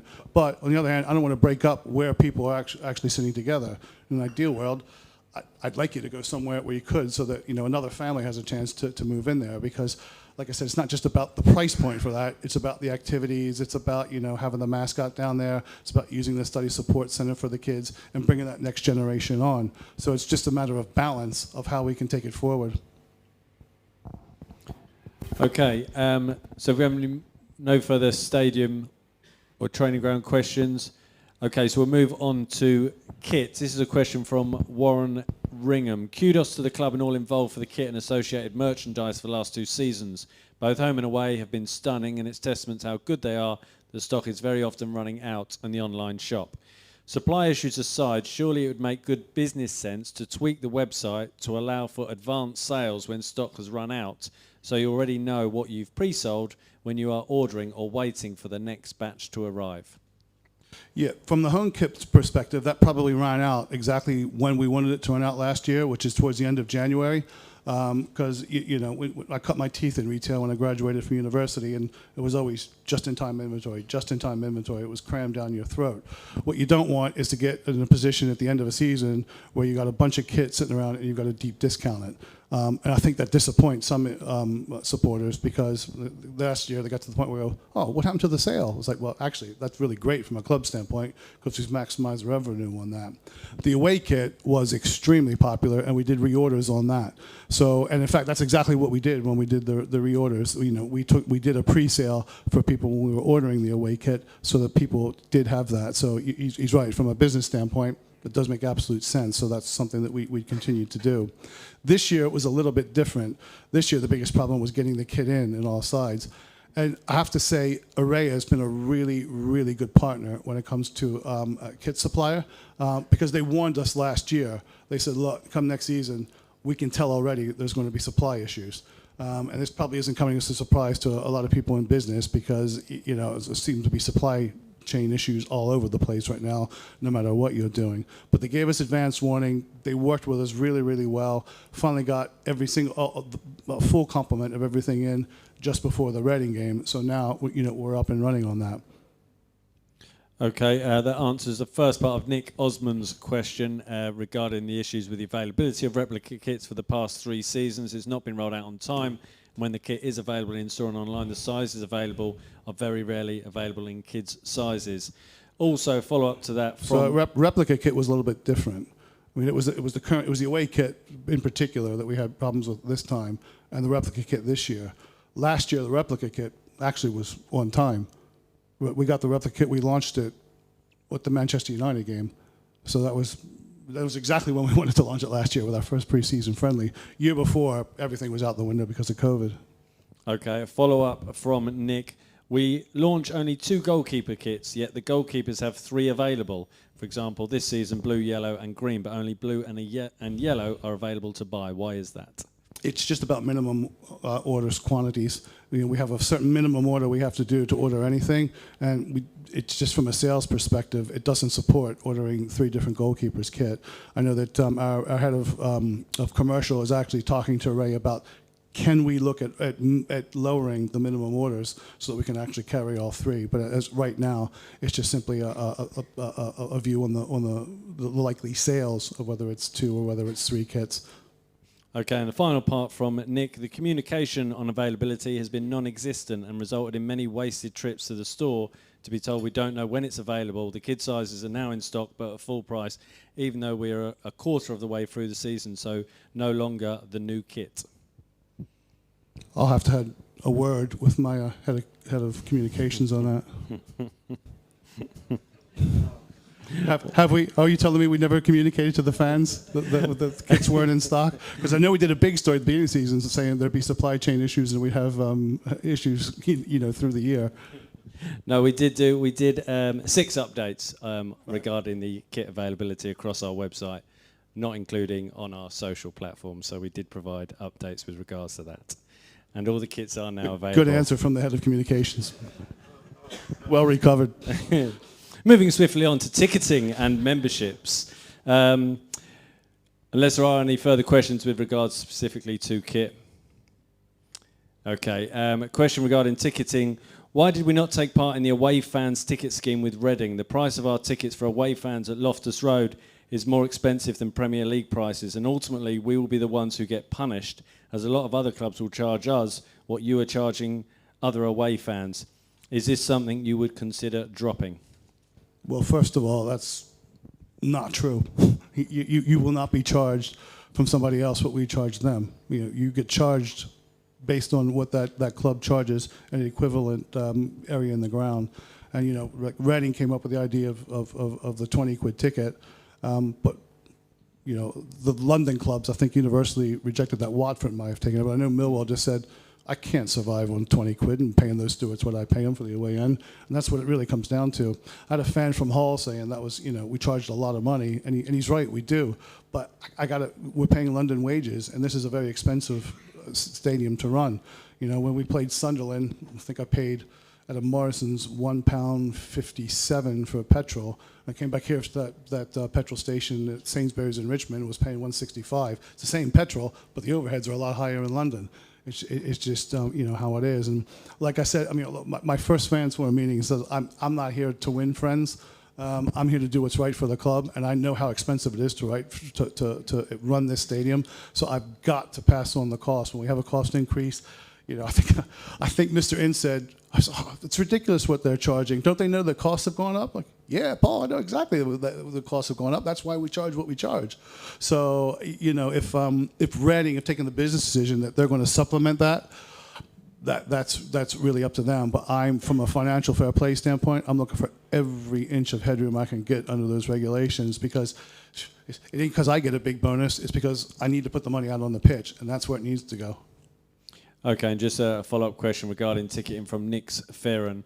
Ticket pricing needs addressing, pricing ourselves out of the younger generation. Crazy prices for a day at football if you've got children coming as well. Listen, if you're just coming to a one-off game, it's expensive. You're right, but we put out a number of products in terms of, okay, if you're coming to midweek games, you buy the package there. There's the 3-pack, the 6-pack. There are the various options we put down that lowers the cost of tickets. It's a bit, I guess, it's no different than going out to a. If you buy a season pass for something like Legoland, then your visit per stuff is less. But if you just go on a one-off day, it's an expensive day out. But at the end of the day, as much as I'd love to base the pricing on saying, well, I only want to pay 10 quid, it's like, but if it's costing me 30 quid per person to actually put the match on, I can't afford to lose 20 pounds per person. you put an event on here. So it's just really simple in terms of trying to recoup the costs. Okay, it leads nicely into a question from Mark Sofflet, a season ticket holder. What is our current position in relation to FFP? And are there any plans at the club or within football in general to challenge these restrictive rules? I mean, one of the things I talked about it earlier about the redistribution negotiations going on with the Premier League. That's probably the easiest way and the best way to address, it's FFP, PNS, whatever you want to call it, profitability and sustainability. But the whole financial regulation regime of football, needs to be addressed, and it has to start with the revenue coming in. In terms of challenging and changing the existing rules, you'd have to get you'd have to get the majority of the league and 18 championship clubs to vote to change it. I quite frankly can't find 18 clubs that would agree on a common theme to actually change it. There are some clubs who actually want to lower the amount of the 3-year threshold. Some clubs want to raise the amount. Other clubs just say no, just leave it as it is. So I don't see it changing any time in the future. By the way, the ones who want to raise it are very small, and I'm sure people who have parachute payments will be quite happy to say no, we'll take the parachute payments. You lot sort yourself out. So it's always that difficulty in trying to balance. The competitiveness of a club who doesn't have a parachute payment against a club that does have a parachute payment. Because I got a little benchmark exercise the other day from the league, which is confidential. But when I look at what the revenue is from the top club compared to what we are, I'm thinking, good Lord, how can we possibly compete against that? But fair play. I think we have a gem of a manager right now, and he is competing against that. Okay, a question from Nicholas Burgess, a season ticket holder. Will the club have a voice in the future format of the FA Cup and the League Cup? If so, the supporters' opinions should be sought. I have my own views on this, which I would like to articulate. Happy to write in terms of any views you have and pass it on to the league. It's I'm not aware of any plans to reformat either of those competitions in any fundamental change. Obviously, the league, the League Cup, we would absolutely, as a member of the league, we would clearly have a say on that. The FA Cup, if they did it, it would be a consultation, but that's a much broader and wider consultation. And I would think if there was looking for a fundamental change, that the FA would go out and canvass fans anyway. But I still think, if you want to put something in, I'm more than happy to forward it through. You never know. You may come up with a really good idea, and the league and the powers that be at the FA might say, actually, I quite like that idea. Okay, a couple of questions from Steve Overall, a season ticket holder. The first one, regarding Sky TV selections, do the club have any say in terms of time and date of matches selected? Because the recent change of Norwich away being changed from 7:45 to 8 means any Rangers fan attending cannot physically make the last train back to London that night. In defence of Steve, obviously, I think he would have submitted his question before the game, then changed from 8 p.m. back to 7:45. But in terms of the general question about having a say on it. The answer is yes and no. So when Sky did the contract with the league on broadcasting games, there were certain slots they had that were contractual rights. They said we can do these slots. In this particular instance, when they changed it to an 8 o'clock kickoff, I seriously doubt anybody at the league was thinking about train times or anything like that, and because people are coming from all over the place, whether it's to go to Norwich. Not necessarily all QPR fans come from London, so they wouldn't have even thought of it. When it was pointed out to me that there was an issue, and this is where it helps, because sometimes there's this perception that the league's this three-headed monster that just doesn't listen to people.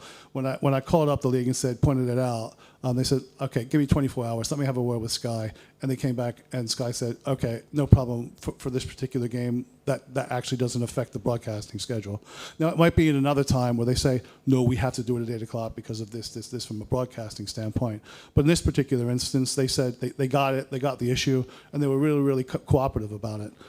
So I'm grateful for that. Sometimes it's just about that communication. There are other times when it's you may recall the Barnsley game last year, which went back and forth because it got changed. Because it turned out at the end, I didn't know it at the time when they originally changed it to 8.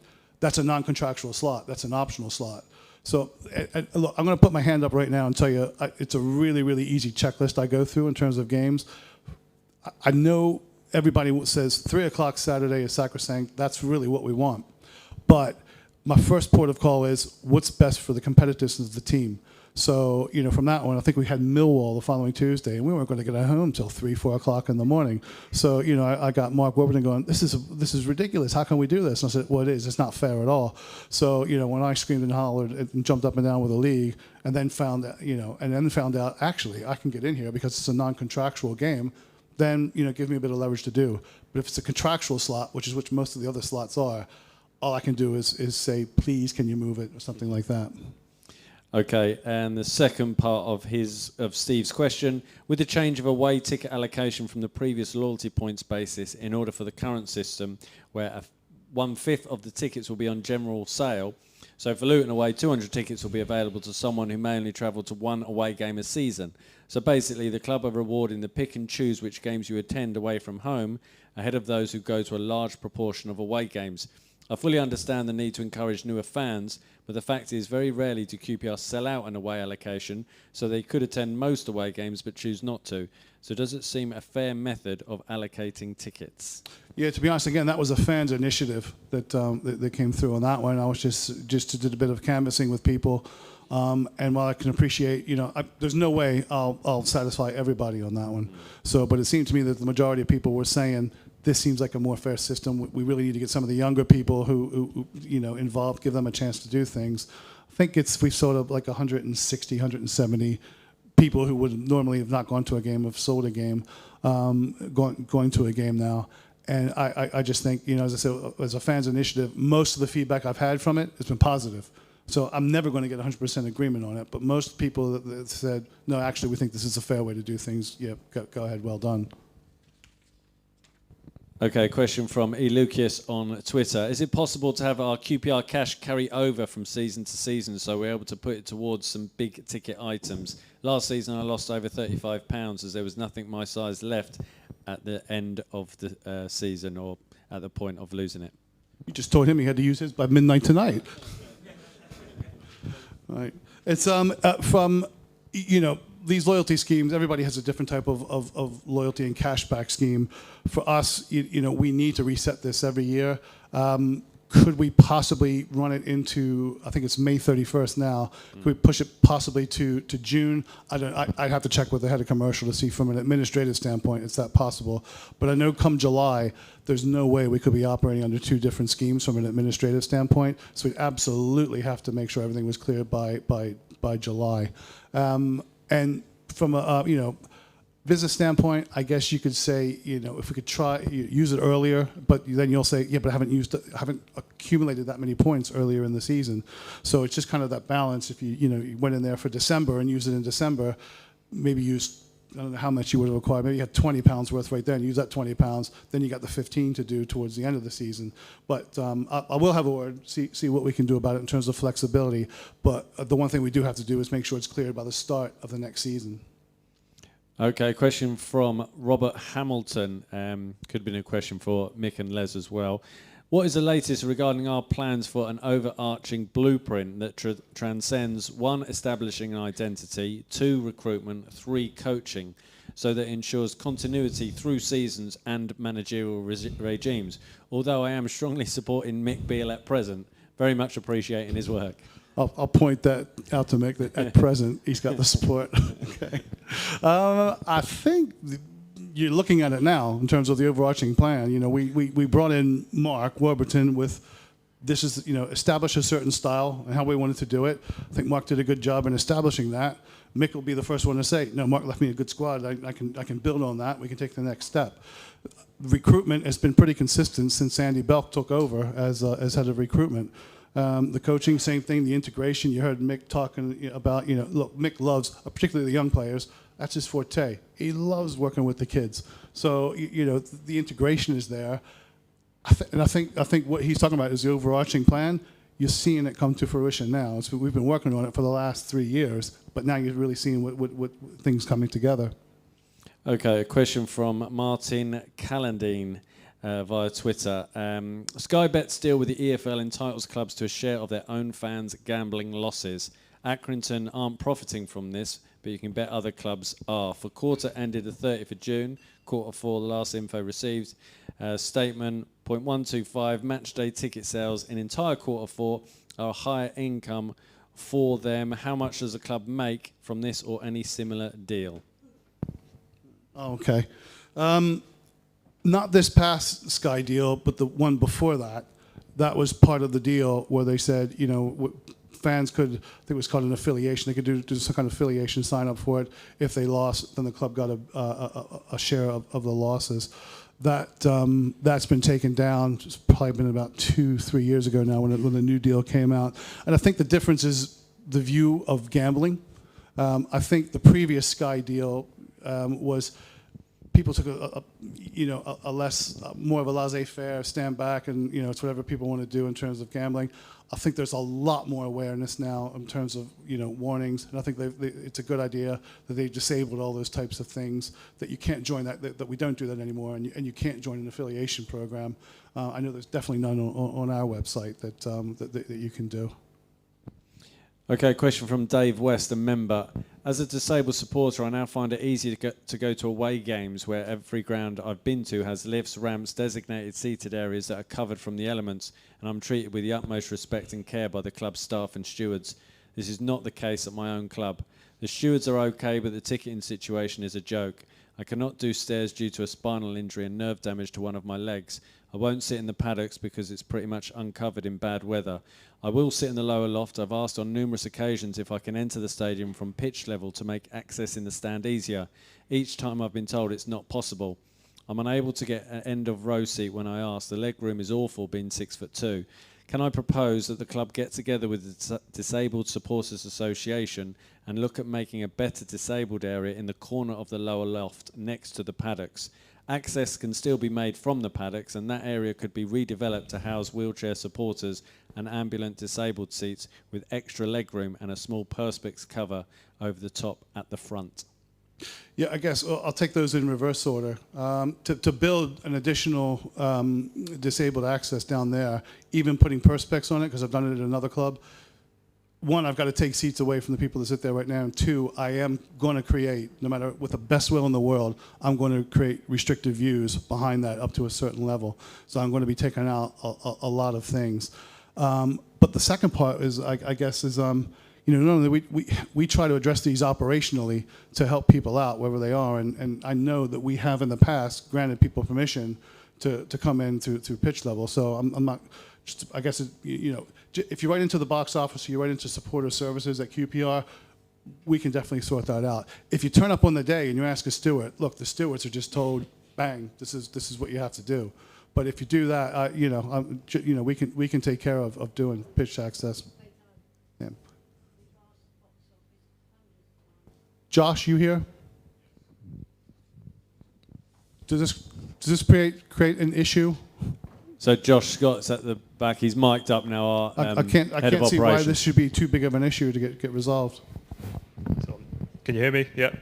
No, absolutely. I know Julie's here from the Disabled Supporters Association as well, so she'd be, as concerned as I am. Anyone that wants to get in contact for things like this can contact operations. They can contact support services. We'll go out of our way to make it work for any fan that has issues accessing any area of the ground.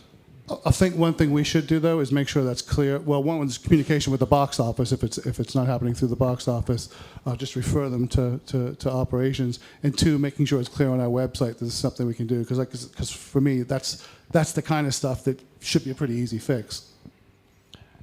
Okay, a question from Cami via Twitter. Why aren't the safe standing section the cheapest seats in the stadium like other clubs?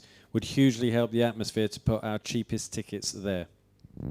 I thought the atmosphere was pretty good on Friday night myself, but at the end of the day, one thing I wouldn't do is spend money to invest in putting in rail seating to then cannibalize the revenue stream so that we have less headroom under profitability and sustainability. That just doesn't make any logical sense to me whatsoever. I'm not sure that whether they are or whether they aren't the cheapest tickets in other parts of grounds. I don't know. But I do know that we haven't gained anything in there by having standing. It's the same amount of people because each rail seat it's a seat. It's an option whether it's seated or whether it's standing. So that is just the same price as it always is going to be. The only difference is we actually made a capital investment in there to actually put in the rail seating so that we could take that forward. And that was majorly because we felt there was a demand there, and we thought it might help enhance the atmosphere. Okay, question from Paul Melnick, a season ticket holder. How long will the club continue to condone, by a lack of comment, homophobic and misogynistic chanting by our supporters, especially at away games? Is there anything specific on that? No. Well, one, I'm not going to condone homophobic chanting whatsoever. If I tell me what the chant is, that might be something he might want to write in, and when it is. I have heard the one about the Chelsea rent boy a couple of times, which I think is, if I come out and condemn it, if I actually mention it, I think I'd just get more people doing it. So it's kind of, I think it's a stupid chant. And one, the people who do it, it's like Chelsea must be laughing their asses off at us, thinking, thanks for the free, rent in your head, because you're not even playing us and you're singing about us. So I just find it an absurd thing to actually do. There was a debate that's going on. Is it a homophobic? Is it not a homophobic chant? Either way, I just think it's a stupid chant. But again, it's one of those things. You try to tell 300 people you shouldn't be doing that, and the next thing you know, you got 400 people doing it. Okay, question from Matt Parr, Fantasy Island Forum. Why is there only one card terminal at the kiosks at Ellerslie? Means only one person can serve, even with 4 people in there. A suggestion would be to signpost Q1 and Q2, as everyone just joins everywhere, and those who queue before halftime end up having people start their own queue anyway. Yeah, we put a new EPOS system in that stand right before the Rotherham game, so I don't know the date of that question, but there should be like 10 or 11 terminals over there right now. Okay, a question with regards to catering from Declan Devine, a season ticket holder. I want to ask how we can improve the food offering in the lower loft. To be fair, Elio have actually tried to work with us really, really hard this summer in terms of new offerings, which they're going to launch at the Cardiff game. So that's one I would appreciate the feedback on and see what you think. Look, from a production standpoint, difficult stadium to operate. I get their production restrictions that they have in terms of trying to produce things. I appreciate the effort that they're trying to make now in improving the offering. I mean, one thing we did was change pie suppliers. Now, someone's already written into me and said, I much prefer the pucker pies to the current pies, but I'm sorry, I completely disagree with you. I've tasted these pies, and I think these pies are awesome. So I much prefer this over pucker. I'll never please everybody. Some guy pointed out to me that we don't sell wrestlers hot dogs anymore, and there was a direct correlation between sales of wrestlers hot dogs and league position. And I thought that's a good. I love that one.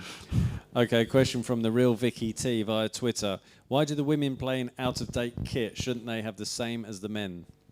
Yeah, they don't. I mean, the first couple of games this season, they played in last year's kit again because it was late supply, but they now have all the current kit, so they should be playing in the exact kit that the men are playing in.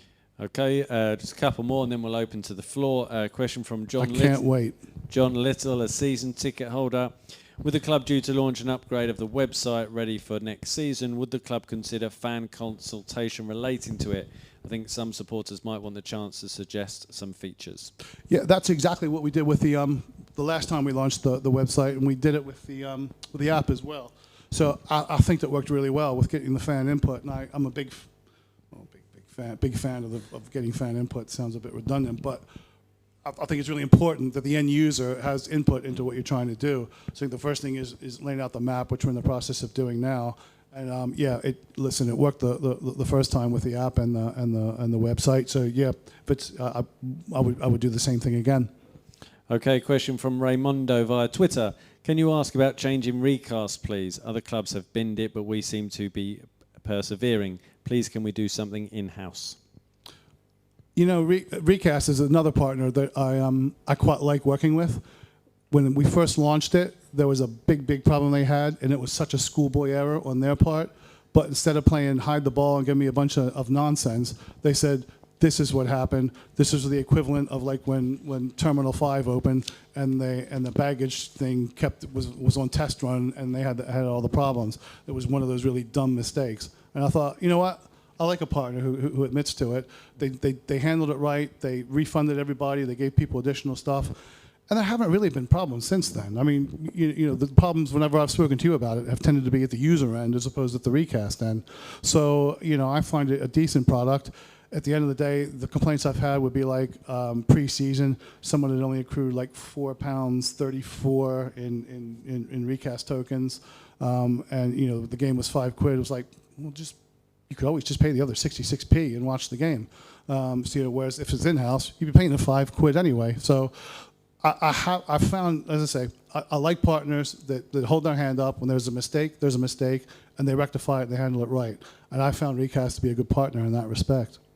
And in the interest of transparency, for the game on Tuesday, the under-21 B team game where there was the issue at the start. You're going to tell me there was a problem. I knew it. That was an issue from our side right at the point of launching the stream. It wasn't Recast's issue. That's why I don't want to bring it in-house. So there we go. Okay, and a question from the trend of... I'll ask who it's from first. It is... from Michael Smith, a season ticket holder. The trend of "can I have your shirt" signs is one many supporters find irritating, especially as the big signs people make can obstruct your view, and instead of appreciating the players after the game, fans are begging for shirts. You see the same people asking for shirts after every game. Ajax have banned the signs completely in their stadium. Is this something the club would consider? It's, to be honest, it's something I've never noticed until it was brought up, and I will keep an eye on it.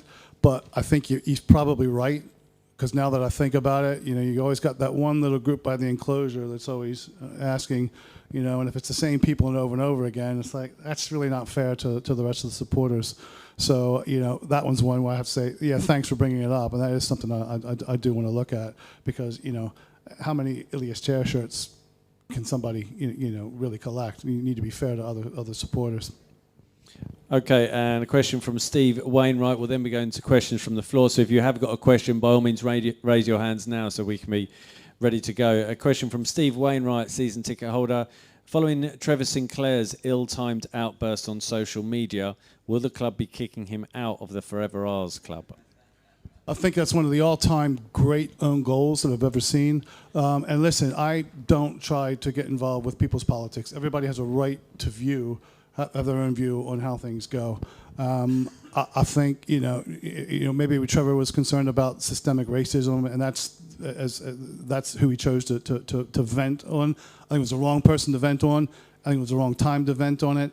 But if that's what he wants to think, that's what he wants to think. I just think probably better off keeping those kinds of opinions to yourself. But why he was put into Forever Ours is about what he did on the pitch, and I'm not going to start saying, well, we don't like that person's opinion, we don't like that person's opinion, so they're going off to Forever Ours.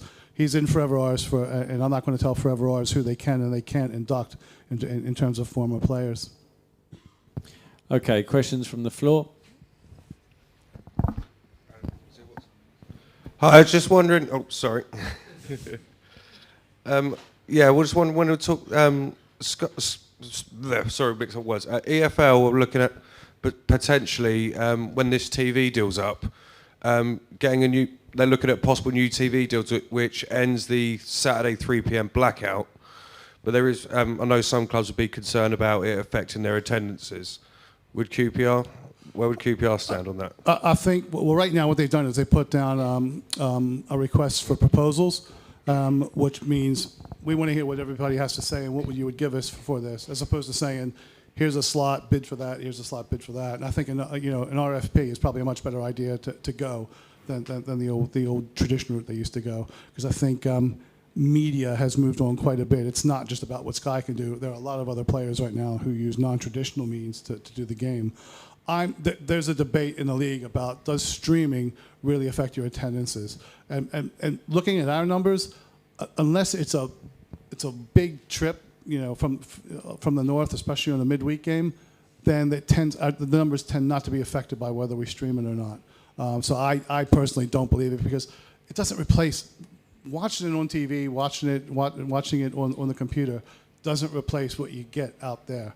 And out there is really what you're paying for, and really what I think why people come to football.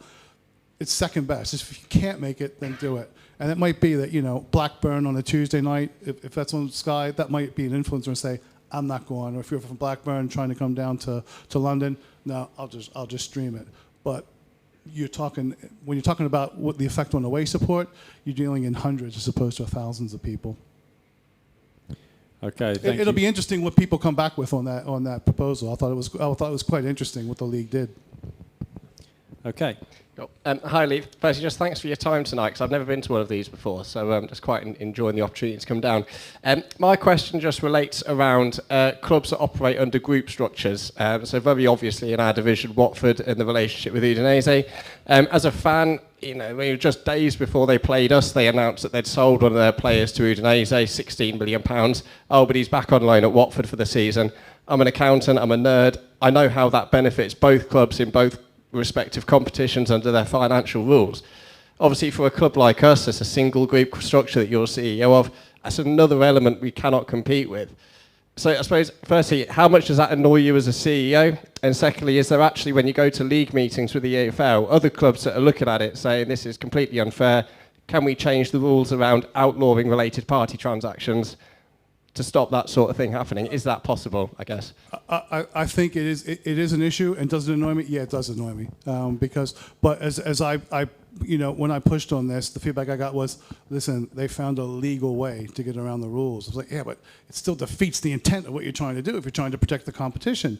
I just don't get it. I don't know how it works in Italy with their financial rules and how they can absorb losses where you're selling somebody and then taking them back.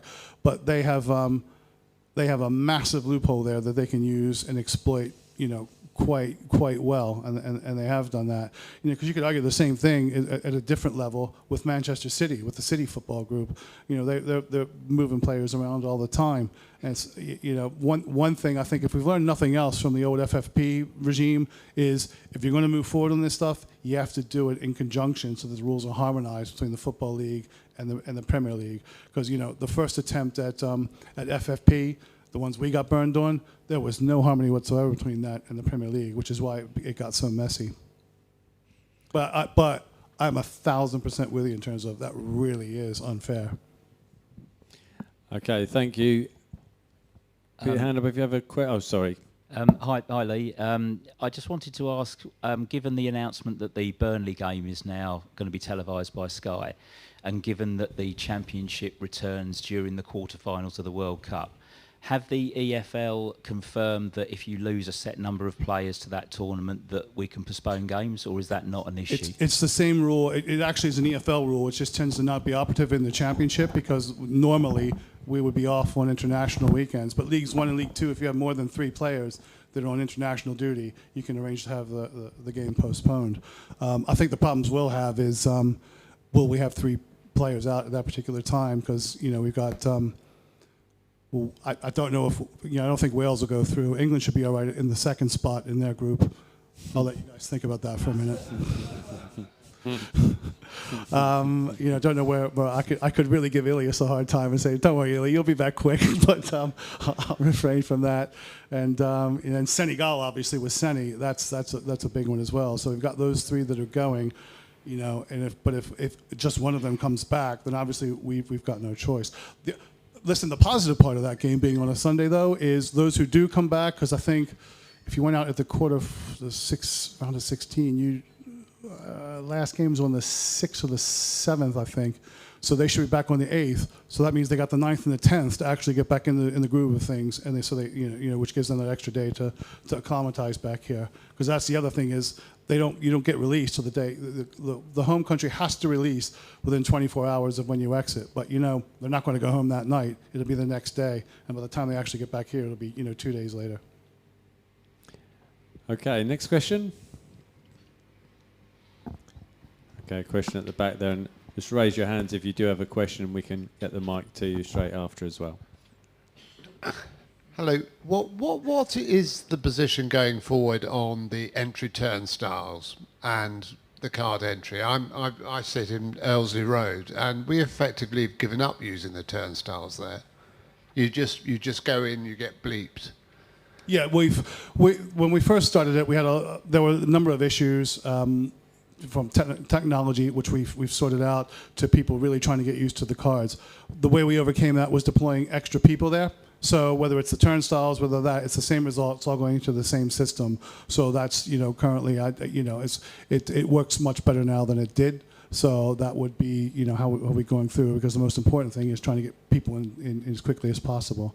But the one thing, whether it's the turnstile or there, is particularly night games, really difficult getting people to get here a bit early, and always that last minute rush.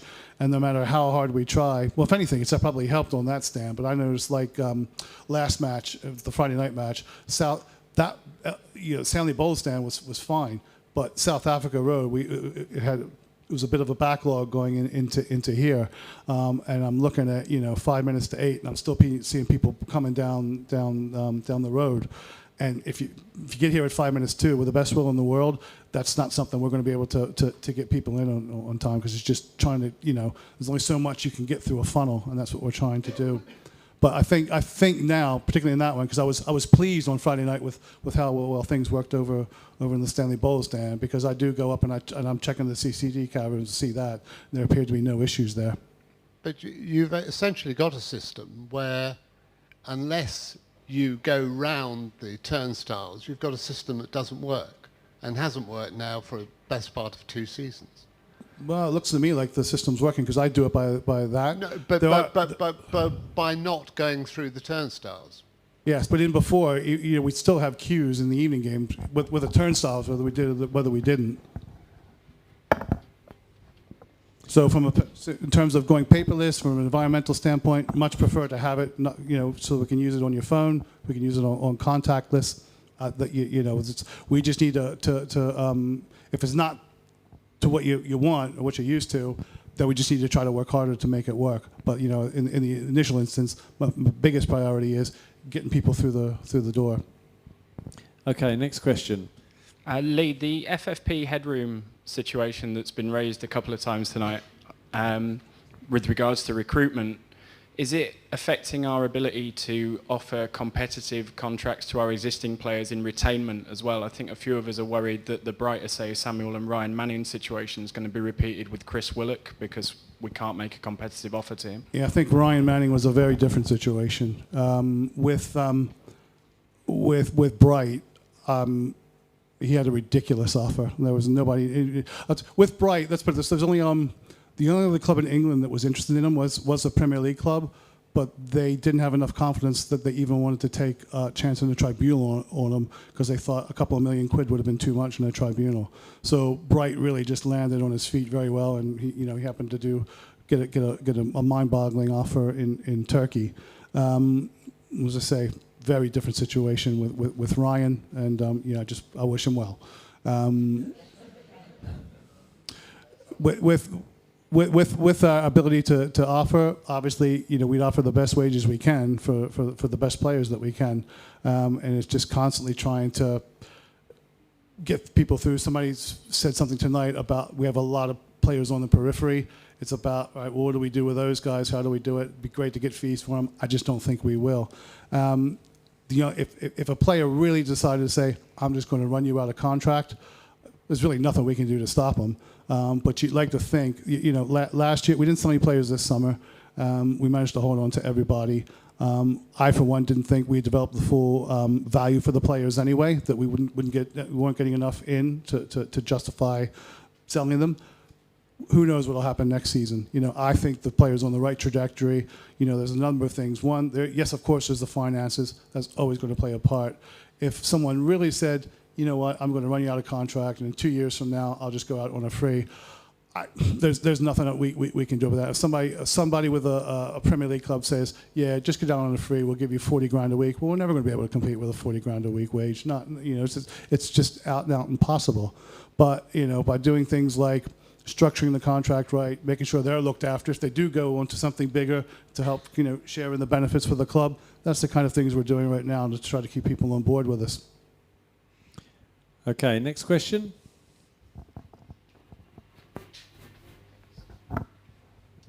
Going back to the stadium and the income of the stadium, one, is there a minimum? Obviously, we want full attendance every game, but is there a minimum fan attendance for us to even break even on a match day? And the second part of the question is, I saw that we did a female supporter survey. Was there any feedback around how we can entice female supporters to come to the games that aren't already at the games from that survey as well? Well, two things. The biggest thing that came out of that support, and you'll not be surprised at this, the biggest, one of the top two issues was facilities. And when I interviewed for this job, they said, what would you do about increasing attendances? I'm like, there's no point in going out and doing a bunch of promotions to bring people in if your facilities aren't very good, because that's just like throwing things up against the wall. If somebody says, I really didn't enjoy it, you only got one chance to make a first impression. So for me, I think we have to get the facilities right before we do major initiatives to try to keep people in. I think there was some interesting ideas that came out of that. You know, working party. You are on that working party. Okay, that's good. So we have put together a working party now that we've managed to collate, all the information, and we knew there are some certain things we have to do from a groundwork standpoint before we even look at what kind of programs we're doing to reach out to people. Okay, next question. Hi. Yeah. Hi. Just on go back to away tickets. Obviously we had the issue with Reading last year. Where they gave us what was a significantly reduced allocation because they moved their ultras section or whatever the hell they're called. Singing section, yeah. Yeah, that's the one. To the other side, and there was obviously the issue with it being back. Is there an issue? Is there an issue with them going into this season with regards to tickets? Because I know that they weren't happy as well with the amount we were charging them. And the same part of the question as well. Birmingham, we got Birmingham away at the end of the month, and they're charging £15, I think, for adults.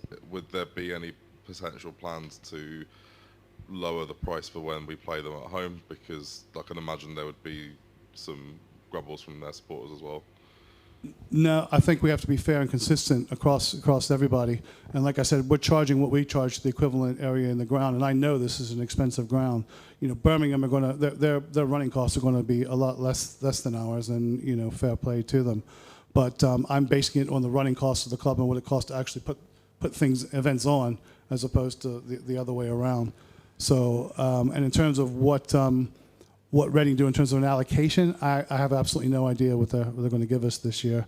Last year, I was aware that they put the singing section in there, suggested that they do a beanbag here, otherwise they'd have problems with a lot of our fans in their area. They rejected that unless we paid them a fee. And so I said, well, I'm sorry, we're not going to be in a position to pay you a fee just to do a beanbag. Their fans at the time seemed to think it was hilarious until the day of the game when there was a bunch of our fans in the home area, in which case they weren't laughing too much then. And all I can say is, thank God the QPR fans were really, really compliant that day, because when you get that many fans together in a group, and there were a lot of you guys in there. Because I'm looking down and I can see, there's all ours fans, and you moved, because you could have turned around and said, stuck two fingers up, said, we're not going anywhere, and they would have had a massive problem. Okay, any further questions? Yeah. So it's just a follow-up to the Reading match last year, the away match, because I think there were a lot of safety issues that were raised, and I do think it's really important. I was actually hit on the head by a bottle that was thrown. There was a lot of throwing bottles backwards and forwards, probably started by the Reading fans, but then being thrown back. And the two sets of supporters being so close to each other was a real issue. And I do think the club should be willing to take that up. I did write in at the time, and I'm sure I wasn't the only one who suffered in that way. I did report it to the police at the time as well. But I will attend again. I'm not going to be stopped from going to matches. But I do think it was irresponsible of Reading to have the two sets of supporters so close together and to give QPR such a small allocation. That is something that we will be addressing. It's a bit like Luton as well. We had problems here with Luton last season, so I've actually reached out to the Luton Supporters Trust to say, I'd like your input on the game we have here. And we've worked very closely with Luton from an away allocation standpoint, going to there as well as what we can do. For Reading, it'll be the same thing. I don't know, because I got no joy out of them last year with trying to point out the various health and safety issues that were you could see coming from a mile away. Hopefully, with the learning experience they have, when we reach out this year, we can get a bit more traction with it. And because I just think clubs need to work together on this kind of stuff. Yeah, we're competitors on the pitch, but off the pitch, we need to help each other. Okay, thank you. Any further questions? Raise your hands just here at the front. Thank you.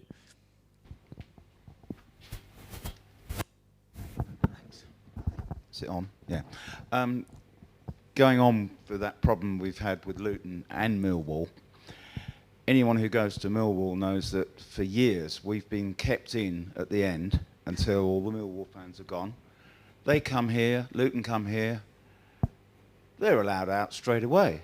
And we get kettled by the police, especially the Luton game last season.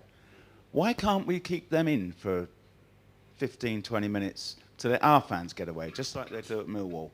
But I suppose it's a policing issue, but it is a policing issue. Why can't it be like it's at Millwall? The feedback I've always had from the police whenever I brought this up is it becomes an imprisonment issue. So I'm amazed that Josh is raising his hand. He's going to give me the technical stuff. So. Okay, so we'll just give a microphone to Josh, our head of ops. Yeah, so I just wanted to cut in because we addressed this last year at the Fans Forum as well for anyone that watched it back. We're not legally allowed to hold supporters back in the school upper. Every stadium is different. Every stadium can have different operations. At Millwall, they're allowed to hold fans back after the game. At our stadium, we're not allowed to hold fans back. So it's a policing, it's a council, and it's our decision. We can't do it at the ground. Therefore, we have to do policing operations outside the ground and try and manage it as best as we can with a sort of small space we have here at Loftus Road. So sorry, just based on what you said, because I always thought it was exactly that reason, a false imprisonment issue. Yes. So, but the justification under that, from what you're saying, Josh, is because they can do the policing operation inside Millwall Stadium, they can do it. If you have the size and space in the stand Right. to hold people back, where they're not going to be crowded and have issues of accessing areas of the ground. Unsatisfactory, I know, from your standpoint, but at least, I think it's an understanding of at least what the theory is behind it anyway, and what we can legally do.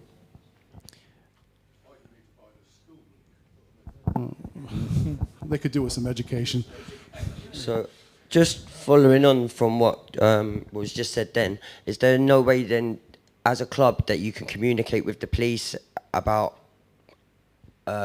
away fans like Millwall and Luton leaving? Because there's been a time last season, Luton, actually QPR fans was held around Batman Close as you come around, which then brought Luton fans coming along, and then they was walking down the road together, and the separation from the police really wasn't up to par, up to standard. You obviously know the dangers that then happened on that evening. It wasn't a nice evening. I had my autistic cousin with me. Fortunately, he still comes to games, but it wasn't a good evening. So I don't know if there's discussions that could be made with police about, can Millwall fans be brought round in a different direction, or Luton fans be brought into it? Well, we do have conversations with police on that in terms of how they want to do it. And the theory with that one is they wanted to clear all the Luton fans out first before that. This year, I'm telling you straight out, Luton won't have the allocation that they had last time. Because to be honest, Millwall fans, we didn't have as big of an issue last time when we gave them both tiers. We had more issues giving them one tier than both tiers. And the feedback I got from their CEO is, he said, when you treat them like they're okay, they actually are okay. He says, when they feel like they've been treated badly, that's when they get all, alpha male on everything. So, okay, that's interesting to know. But Luton, there's absolutely no chance, because I tried that with them, and it really, really, wasn't happy at all. Because for me, that was a throwback to the bad old days last year, and we're not going to have that again. So we, already we are planning for the Luton game. We've been planning. We started talking about it last year before the season even ended. About if we got to play these guys again, we need to have better planning. Okay, any further questions? Okay, no further questions. So, Lee, just a final message from you to the supporters. No, I am. the real feel-good factor around the place. You know, I know talking to the fans, you guys are, feel really positive, but it's not just you guys, it's the staff. You go to the training ground, you can feel it with the players up there. Like I said, I think we got a real gem in Mick. And we interviewed, we had a very long list that we started with. We narrowed that down to some very good candidates, and he was the best of the best. He fits in exactly how we want to go forward. Players really buying into it. It's just, I've been around football long enough to know when it's clicking, and it's really clicking here. So I'm looking forward to a really exciting season. I don't want to set expectations ridiculously high, because I think expectations need to be managed. It's one game at a time, but really, really pleased with how things have shaped up and getting the best out of our players, which is something we really need to do. And the flip part of that offering players contracts is about you're developing here. And that's a critical part. If a player doesn't think I'm really not developing here, he's much more apt to go, I'll go on a free transfer and go somewhere else. But if he sees a pathway and he says, actually, I can see a development here, and I don't want to go, play in Turkey or whatever. I want to play for Real Madrid. I want to play for Arsenal. I want a top tier. Then I think they'll stick with us, and we can get that over the line. So exciting times, a lot of things going on. Appreciate, the might not be what you want to hear on the stadium, but at the end of the day, I've walked into here looking at the stadium and thinking it's going to be a slow burner, because that's just how these things work. I know Arsenal managed to get theirs done pretty quickly. Everybody else seems to take forever. We had a training ground that I thought looked like it was a dead easy when they get over the line. That ended up taking 5-6 years. Actually, it's probably more than that, because it was 5 or 6 years when I was here, when it was being done before that. So it's just a matter of keep pushing, keep patience, and come on, you R's.